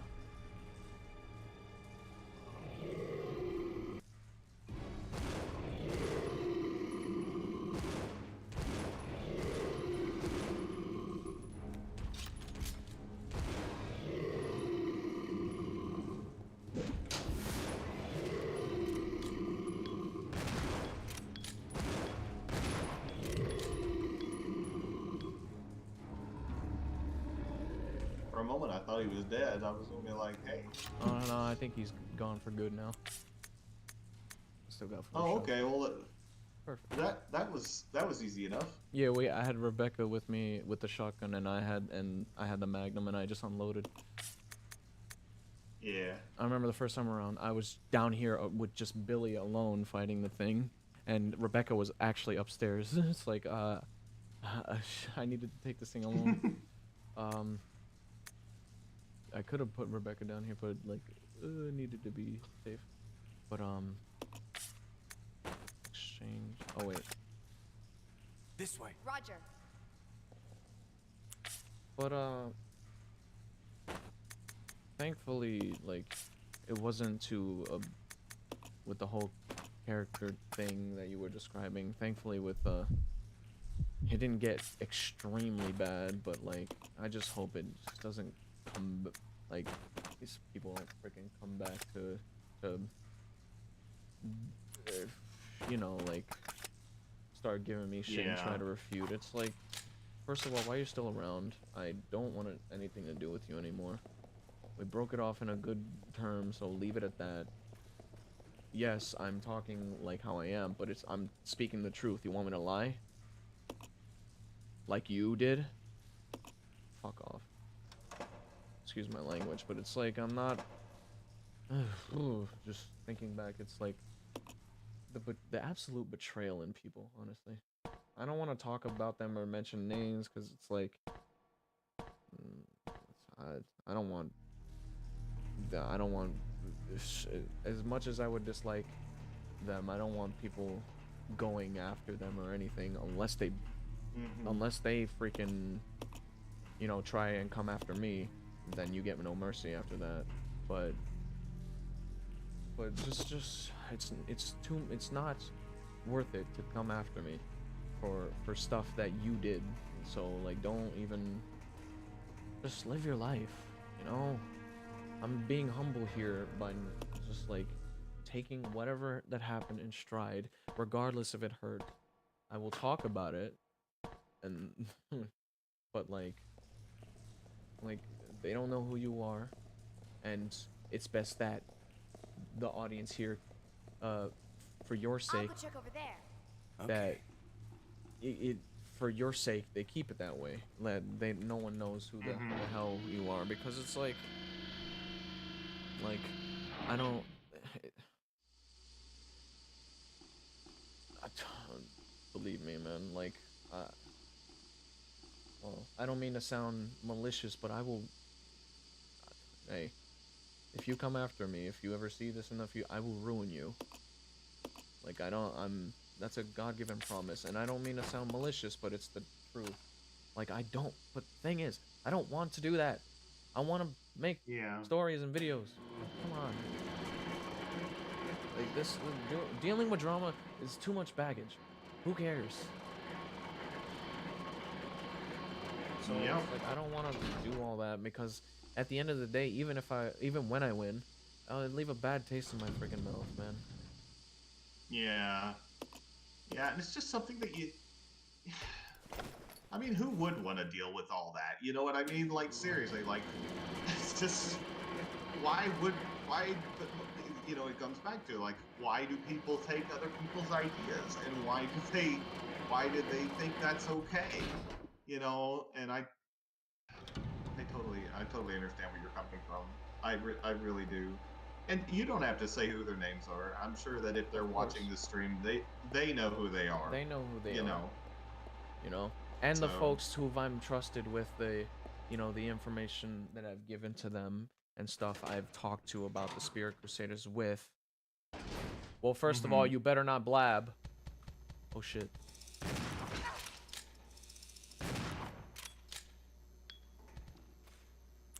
And second of all, like, just like, oh, I trusted you with all of that, so, bleh. I trusted you with all that, so it's like, like, and here we are now, separated because, whatever. I won't go into detail, but like, hey, just know that that you made me promises and you broke that the moment you left, rather than working things out because you had issues. Because you had problems, not me. Like, come on. Like, I always told this other particular person that, like, when it comes to problems, we, as decent human beings, should work it out every time. Like, me and Nick Nack is a perfect example. Every time we had an issue, we worked it out through and through. Like, we didn't. Can I not call this elevator back? That's an issue. Oh wait, no, I don't need to. I think I just need to. Yeah, okay. But like, just.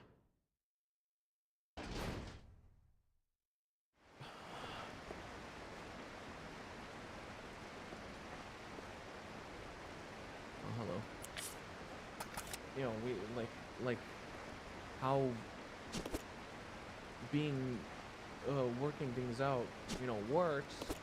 You just sit down and talk rather than just, you know, leave someone just like that because you are afraid of, working things out because you feel incapable of doing that. Like, it's like, I don't know. Yeah. I don't want to talk too much about them because it's like, personally, I don't like talking, well, unless they're bad, but like, or they wronged me in some way, I'm going to talk about it. But like, I don't know. I just want to forget about them, which they're not necessarily living in my mind rent free. I can tell you that much. But it's just what's it called?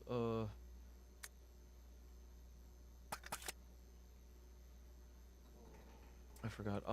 It's just the like when I think about some, when something reminds me of that, and I think about it, it's like, oh well, I just talk about it for a bit just to show that like, oh, people can be very mean to say the least. Yeah. Well, and then after after you go through that process, and several people have done that to you, it can be hard to it can be even harder than To trust. as you meet new people to trust them. Yeah, like the Mm-hmm. level of trust that you have for each individual, even your closest friends. After that, you still have those thoughts in the back of your mind of this could happen no matter who it is. Yeah, I have that lingering because it's like I do, and it's one of my favorite things to do is share these kinds of things because it's very personal with me. And like, please, like, okay, Caleb, please, for the love of all things that is holy and what friendship stands for, please, for all of that, do not betray my trust.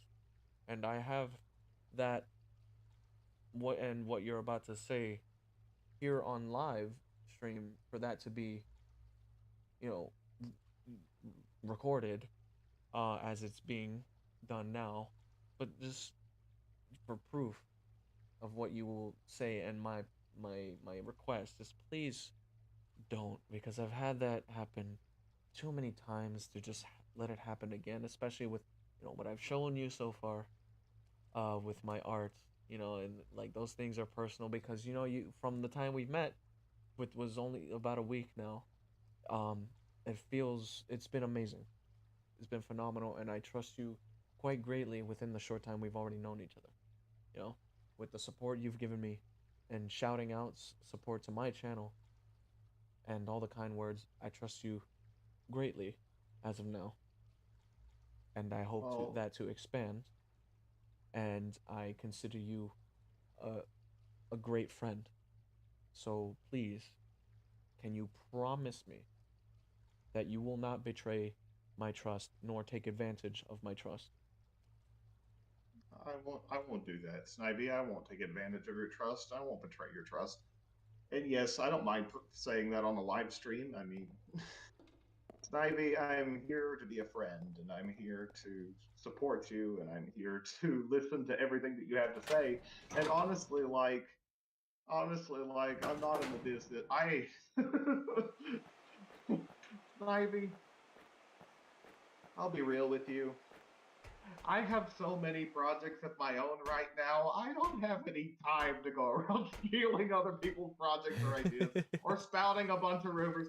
I got too many things. I'm trying to put together a pen and paper RPG that I've been trying to put together for 7 years. That's given me enough trouble as it is. I don't need no more Yeah, trouble. yeah.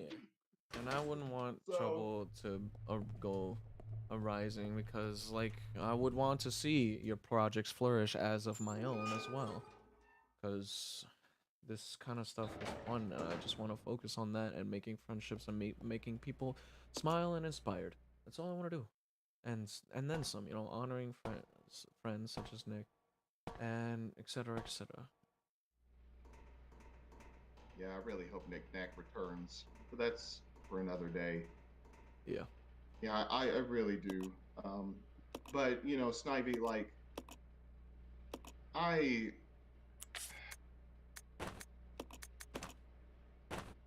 in the like for me, I trust you immensely. And like if you ever wanted to know more about any of the stuff that I write, you're more than welcome to ask. I just it's not something that like I'm like going to like it, let me say it like this. If you want to know, I will tell you. Mm-hmm. Like more about it later. If it's something that's interests you, like, but I'm not going to be like, hey, Snivy, listen to this 5 hour spill about, you I know what I mean, mean? Like, from what I know you so far, and you seem to also be talentedly adept with, oh shit, with writing and such. I would very much love to, no. hold on, very much love to see what you have in store, and Okay. so that said, one momento.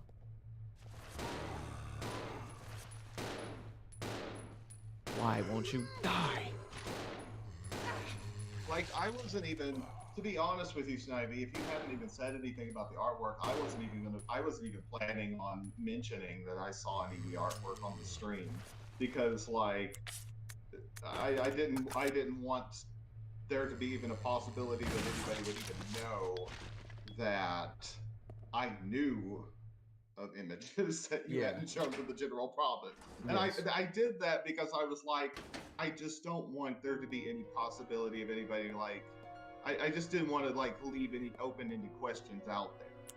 So I wasn't gonna say anything unless you brought it up. Yeah. But you know, I'm not in the business of stealing other people's stuff. I've got too many characters of my own to deal with at the moment. If they ever approve my fan fiction, I'll share that. But they haven't approved it yet. Yeah. Like, one thing's for sure. I freaking there's no enemies in this room, right? Yes. Like, but to go on with, you know, talking more about characters, this is like where I think from what you've described about the author, I feel Jonathan would actually be quite the like, you know, by quite the friends with the author, considering you know, mentioned that I pretty much was on the nail with it, where like your character, the author, was like some form of you know, he's like the watcher from Marvel, you know, Marvel's What If, something along the lines of that, you know. I feel like he would be nice friends with Jonathan, with especially, and Masaero as well, especially with what they do. They go around correcting things about history and so on and so forth, because they want to give other ponies a chance at these kinds of things. Yeah, and that's one of the reasons why. That's one of the reasons why my username on Fim Fanfiction. I call it Fim Fanfiction. You know, because Friendship and Magic fanfiction. You know. Yeah. But that's where the author visits Equestria, because it's like my character is coming into Equestria just to tell this one story, and then he leaves. Let's go. Okay. So, Yeah. I really like I'll go that. alone. You know, Roger. I thought it was really Come on. cool, but- Okay. The author is a very interesting character. He's one of my oldest characters that I've ever created, and he's me. But like in a like he's me and I'm him, and like he's just the fiction realm is like, okay, well, if you don't mind me just explaining, like, just a snapshot view of kind of the types of everything, an overview, Snivy. So right now, this is planet Earth, right? So, congratulations, planet Earth, where you're sitting right now, playing this game, everything in it is part of these stories. And in the fiction realms, it's referred to as Origin Earth. And it sits in the realm of our solar system, and our world sits in a realm called the realm of reality. And everything outside of our solar system, everything outside of the universe, is noted as or called the fiction realm. And that's where like every type of animation character, every type of movie character, game character, clones, robots, supervillains, all this stuff, that's where they all reside, is in the fiction realm. And so the author is in charge of like making sure that the stories happen the way that they were supposed to happen. That is his main job. There's actually Oh, I sorry. I just gasped in like an inspirational idea that came to mind the moment you finished that sentence. yeah. There's actually three of them. There's me, who is the author, and then you have the editor, and then you have the publisher. And each one of us can create deals with characters, but I have to follow deals that go with specific rules. And I have to adhere to the deal. I can't like skip as the author because there is a rule book. There's an actual rule book for the author, the editor, and the publisher's role. I any time a character from the fiction realms says I need the author's aid, the author must come, the author must make a deal. And that goes for all three of them, but mainly the author. Yeah. The editor's job is primarily to take the deals of the author and make sure they're not like over the top. Like they can't be like if there's anything that's just astronomically outrageous, he may change it, or he may reword it, and he kind of like is the person that comes up with all of the contracts. And then the publisher is the arch nemesis of the author, and it's actually a rule in their rule book that they have to follow that the publisher is always out, if he can find the author, to devour the author. So the author has to always remain in hiding from the publisher. Because if he's found, the publisher because it's stated in the rule book, the publisher has to try to devour the author. And then we all three have a boss called the creature Cantus, who is like the most meta and the most powerful being under God in the entirety of the universe. Like of all time, like the creature Cantus is like over all of us. One of my characters silently chuckles in the background. Yeah, and But so keep going. And so that's kind of the hierarchy of like my character and on all of that. But you have four main dimensions, and in the first dimension you have like all of your like anime character, primarily your anime characters, your cartoon characters, both human and animal, dwarves, elves, all your fantasy types, movie characters and game characters, which is really interesting. I could go into a lot of detail there, but I won't. I'm just giving you an overview.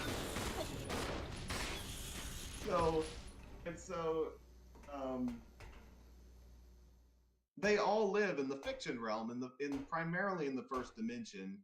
And there's three other dimensions, but probably just stick with just giving you information about the first dimension tonight.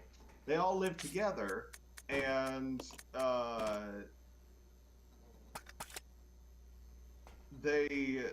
it's a lot different in the fiction realms than it is in the realm of reality, because for obvious reasons. Like in the realm of fiction, there are in the realms of fiction, the fiction realms, there's all these supervillains, like the King of Terrors, for instance, whose job is to go around to each and every planet and collect monsters or things that people are afraid of and take them back to a planet called Terracothia, where they can live in a safe haven and whatnot. And he is a villain. But one of the minor villains for a long time. But there's so many, like, one day we'll sit down, we'll have a conversation about it. Like, there's so many details and histories and lore and just things that I could go into concerning this, and it's all up in my head. Like, most of this I'll go stuff check is over like there. just stuff that I, Yeah. you know, you say your stories enough time, and I know you know this because you're able to do this too. You say your stories enough time, you know it. You don't have to really reference your notes anymore. You just know it. And you're a This part way. of it. Roger. You know what I mean? Like you just really are able and so like yeah, you know, this game that I'm creating is the biggest feat that I've ever put together as a writer. It is, but it's taught me so much, Snyder, about my worlds, about my characters, so much more than I would have ever even thought of. Like, what kind of currency works, and how is there an exchange system, and Yeah. what types of people do they use? What do the anime use as opposed to what the elves use? You know, what do the elves do for a living primarily versus what the dwarves do or the anime do? The anime actually have a lot of organizations and secrets and stuff in their territory. But anyway, that's kind of a brief overview of the entirety. So I've been writing these stories for a long time and stuff, and most of them aren't published as of yet, but they will be soon. I have a novel I've actually finished for it, but I'm still in the works of editing. Interesting. I can't wait to view them. Honestly, like this sounds all really good. Like, and to let you know the Billy. Okay, to let you know the idea I had. Um,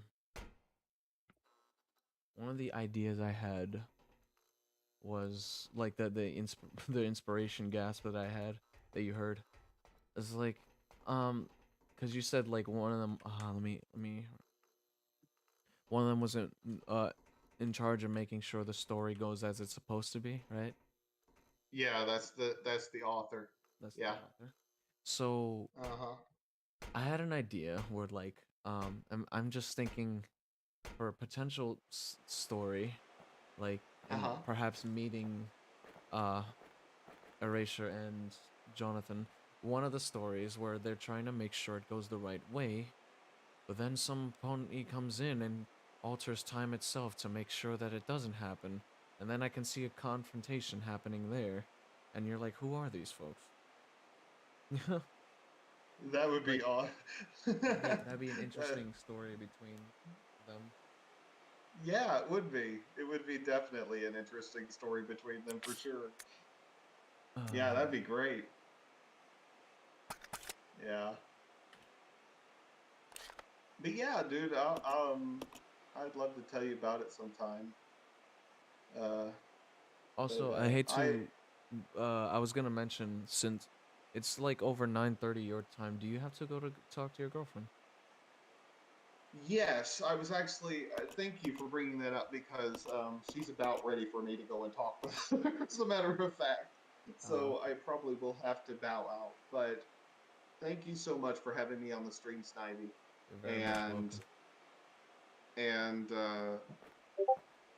you are a really good friend. And just again for the stream, like I, are you still there? Yeah, I'm still here. I didn't move. Oh, just again for the stream, I just want to reaffirm that Snivy, I'm not intending to take any of your work, and I'm not intending to steal anything, Hmm. and I just want to be your friend, man. Perfect. That's all I could ever really ask for, and then some. It feels nice. So So, but yeah, thank you uh stopping on by to the whoa. I need to pay attention. All right, yes, where? you do. Okay. But save the game, stop the stream, and then the whatever happens happens. I forgot Well, exactly thank how I'm you supposed to everybody do for it. having me. Of course. Th- Yes, thank you, Snivy, and thank you everybody for watching. And give Snivy like all the love, like comments and likes and subscriptions if you're not already subscribed. And as always, have a great night. All right, and And y'all have a wonderful night. I'm going to. Alright, you may, Caleb, you may go tend to your lovely lady. She's a lucky woman. Thank you, sir. Have a great night, everybody. Bye. Alright, bye.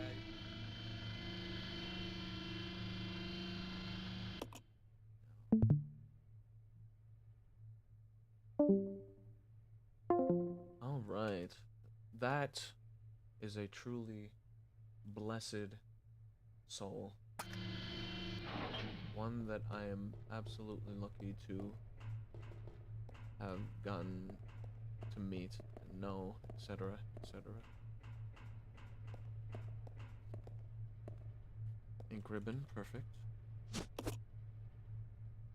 Dude, I need to go all the way back to a certain point just to get the freaking grenade launcher. I left it way back. But that's for another time. Well, if you're wondering why the stream was started a bit later, it's because, well, we spent quite a bit of the early afternoon, me talking to him, and, talking about ideas, me talking about knickknack and such, like showing a lot of the content that I've made and me and Nick made together, talking about some cool lore stuff that me and Nick built. Just wonderful, excellent things. And it felt good. I'm glad I got to bring him onto the stream. I felt like it was a wonderful idea, and of course it was slash is, and we'll bring him on to more streams in the future. That said,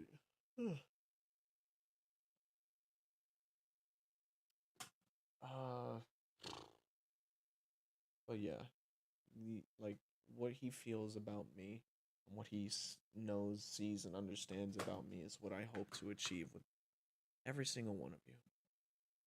Like the things you said to me really moved me, brought me to tears. That found a soul, a lucky soul that is my fan, and now my friends that understands me completely and what I'm about when it comes to my writing and such. This man truly understands. He's very, very kind, very kind. He recognizes that I do amazing work and all that such. That I'd be here for hours explaining, but like, just a greatly awesome guy. He's and of course, needless to say, Knickknack was like this too. Is like this. Knickknack truly understand the greatness of my writing as well, and it got me so excited. It's what was so special, is so special about Knickknack, is that he understands the hard work that we're doing. He sees me as a very caring, compassionate person slash pony who aims to make the world smile and enlighten folks with such wonderful content. Knickknack really knew. And it feels crazy what with Caleb's especially here is that like he was when we first met, he was just a fan that got so into my work, did some digging of what I do, and he saw that it was really something special, and I talked about my stuff and shared my work, being very genuine about it. A fan was inspired slash is inspired by my by what I've been doing, by what I do, and what I say, and the things that I preach. It's so brilliant, and I hope to have more fans do that. Like, you know what I mean? I hope to do that with more fans, to inspire them to such a degree. Feels wonderful. I love it. Thank you so much, ladies and gentlemen, for tuning into the stream. You all mean a lot to me, and I hope I we can get this channel to grow, because I wanna talk to more of you lovely fans, because I want more experiences like that. That is what I want. To run into like a loving fan such as Caleb, and to really like bestow such inspiration, such greatness to them, because that's what I'm about. Bestow like to my greatness so they can understand it and see it, and they can be inspired and like love my work, share my work, be inspired by my work, etc., etc. And for Knickknack as well, for Knickknack's work as well, because I share his greatness and he understands. He's even worried about Knickknack and hopes he's okay. We need more people like them in the world.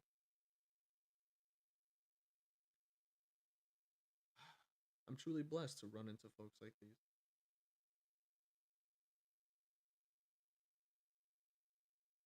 It feels wonderful that I can do that to a fan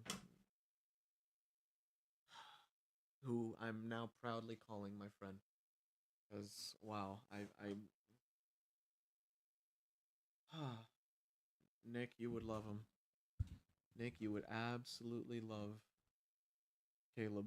He's quite the guy, and he's astounded by your work.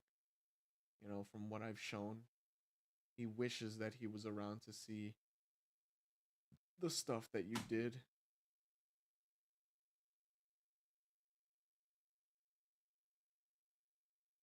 Why did his channel have to go away, man?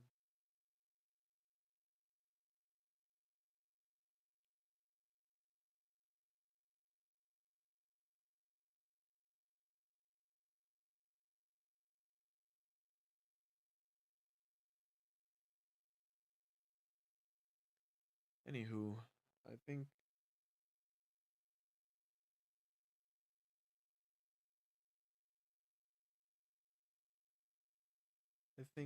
yeah, this is a good place to wrap up the stream. But thank you so much for watching. And it really means something to me to be able to do this kind of stuff.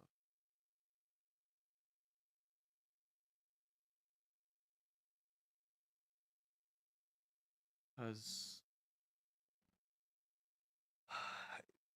for reasons like that, meeting people like Caleb and for to inspire them to such a degree, it's wild. It's a wild and crazy ride, and I love it. What's this? Oh, music. But thank you. Thank you so much. Caleb, to you, my loving fans, I hope to grow and see more of you, to inspire you to the degree I did to Caleb. I look forward to bringing him, to talking to him more and bringing him into more live streams and so on and so forth. Because talking about things like this, it really feels indescribable, really.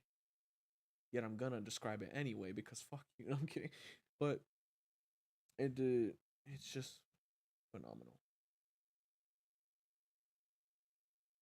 So, you know, normally I would talk about this kind of stuff with Nick, and well, currently he's not around.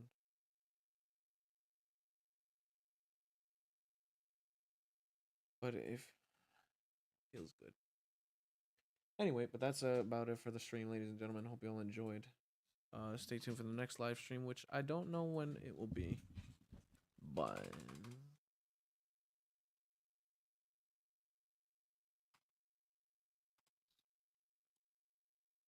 I don't know when it will be, but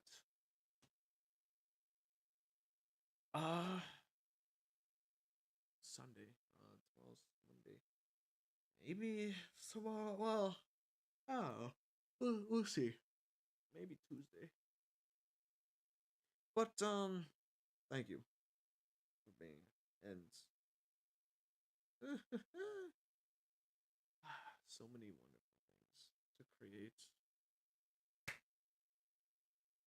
But yeah, thank you all so much for thank you all so much for watching. Hope you all enjoyed. Thank you for tuning in. Hope to see you soon, and I hope to inspire you all.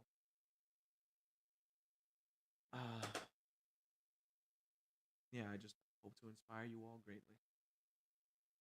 So that'll be it. I'm gonna end the stream now. I should put the ending stream tab. There you go. And that'll be it. And y'all have a wonderful day.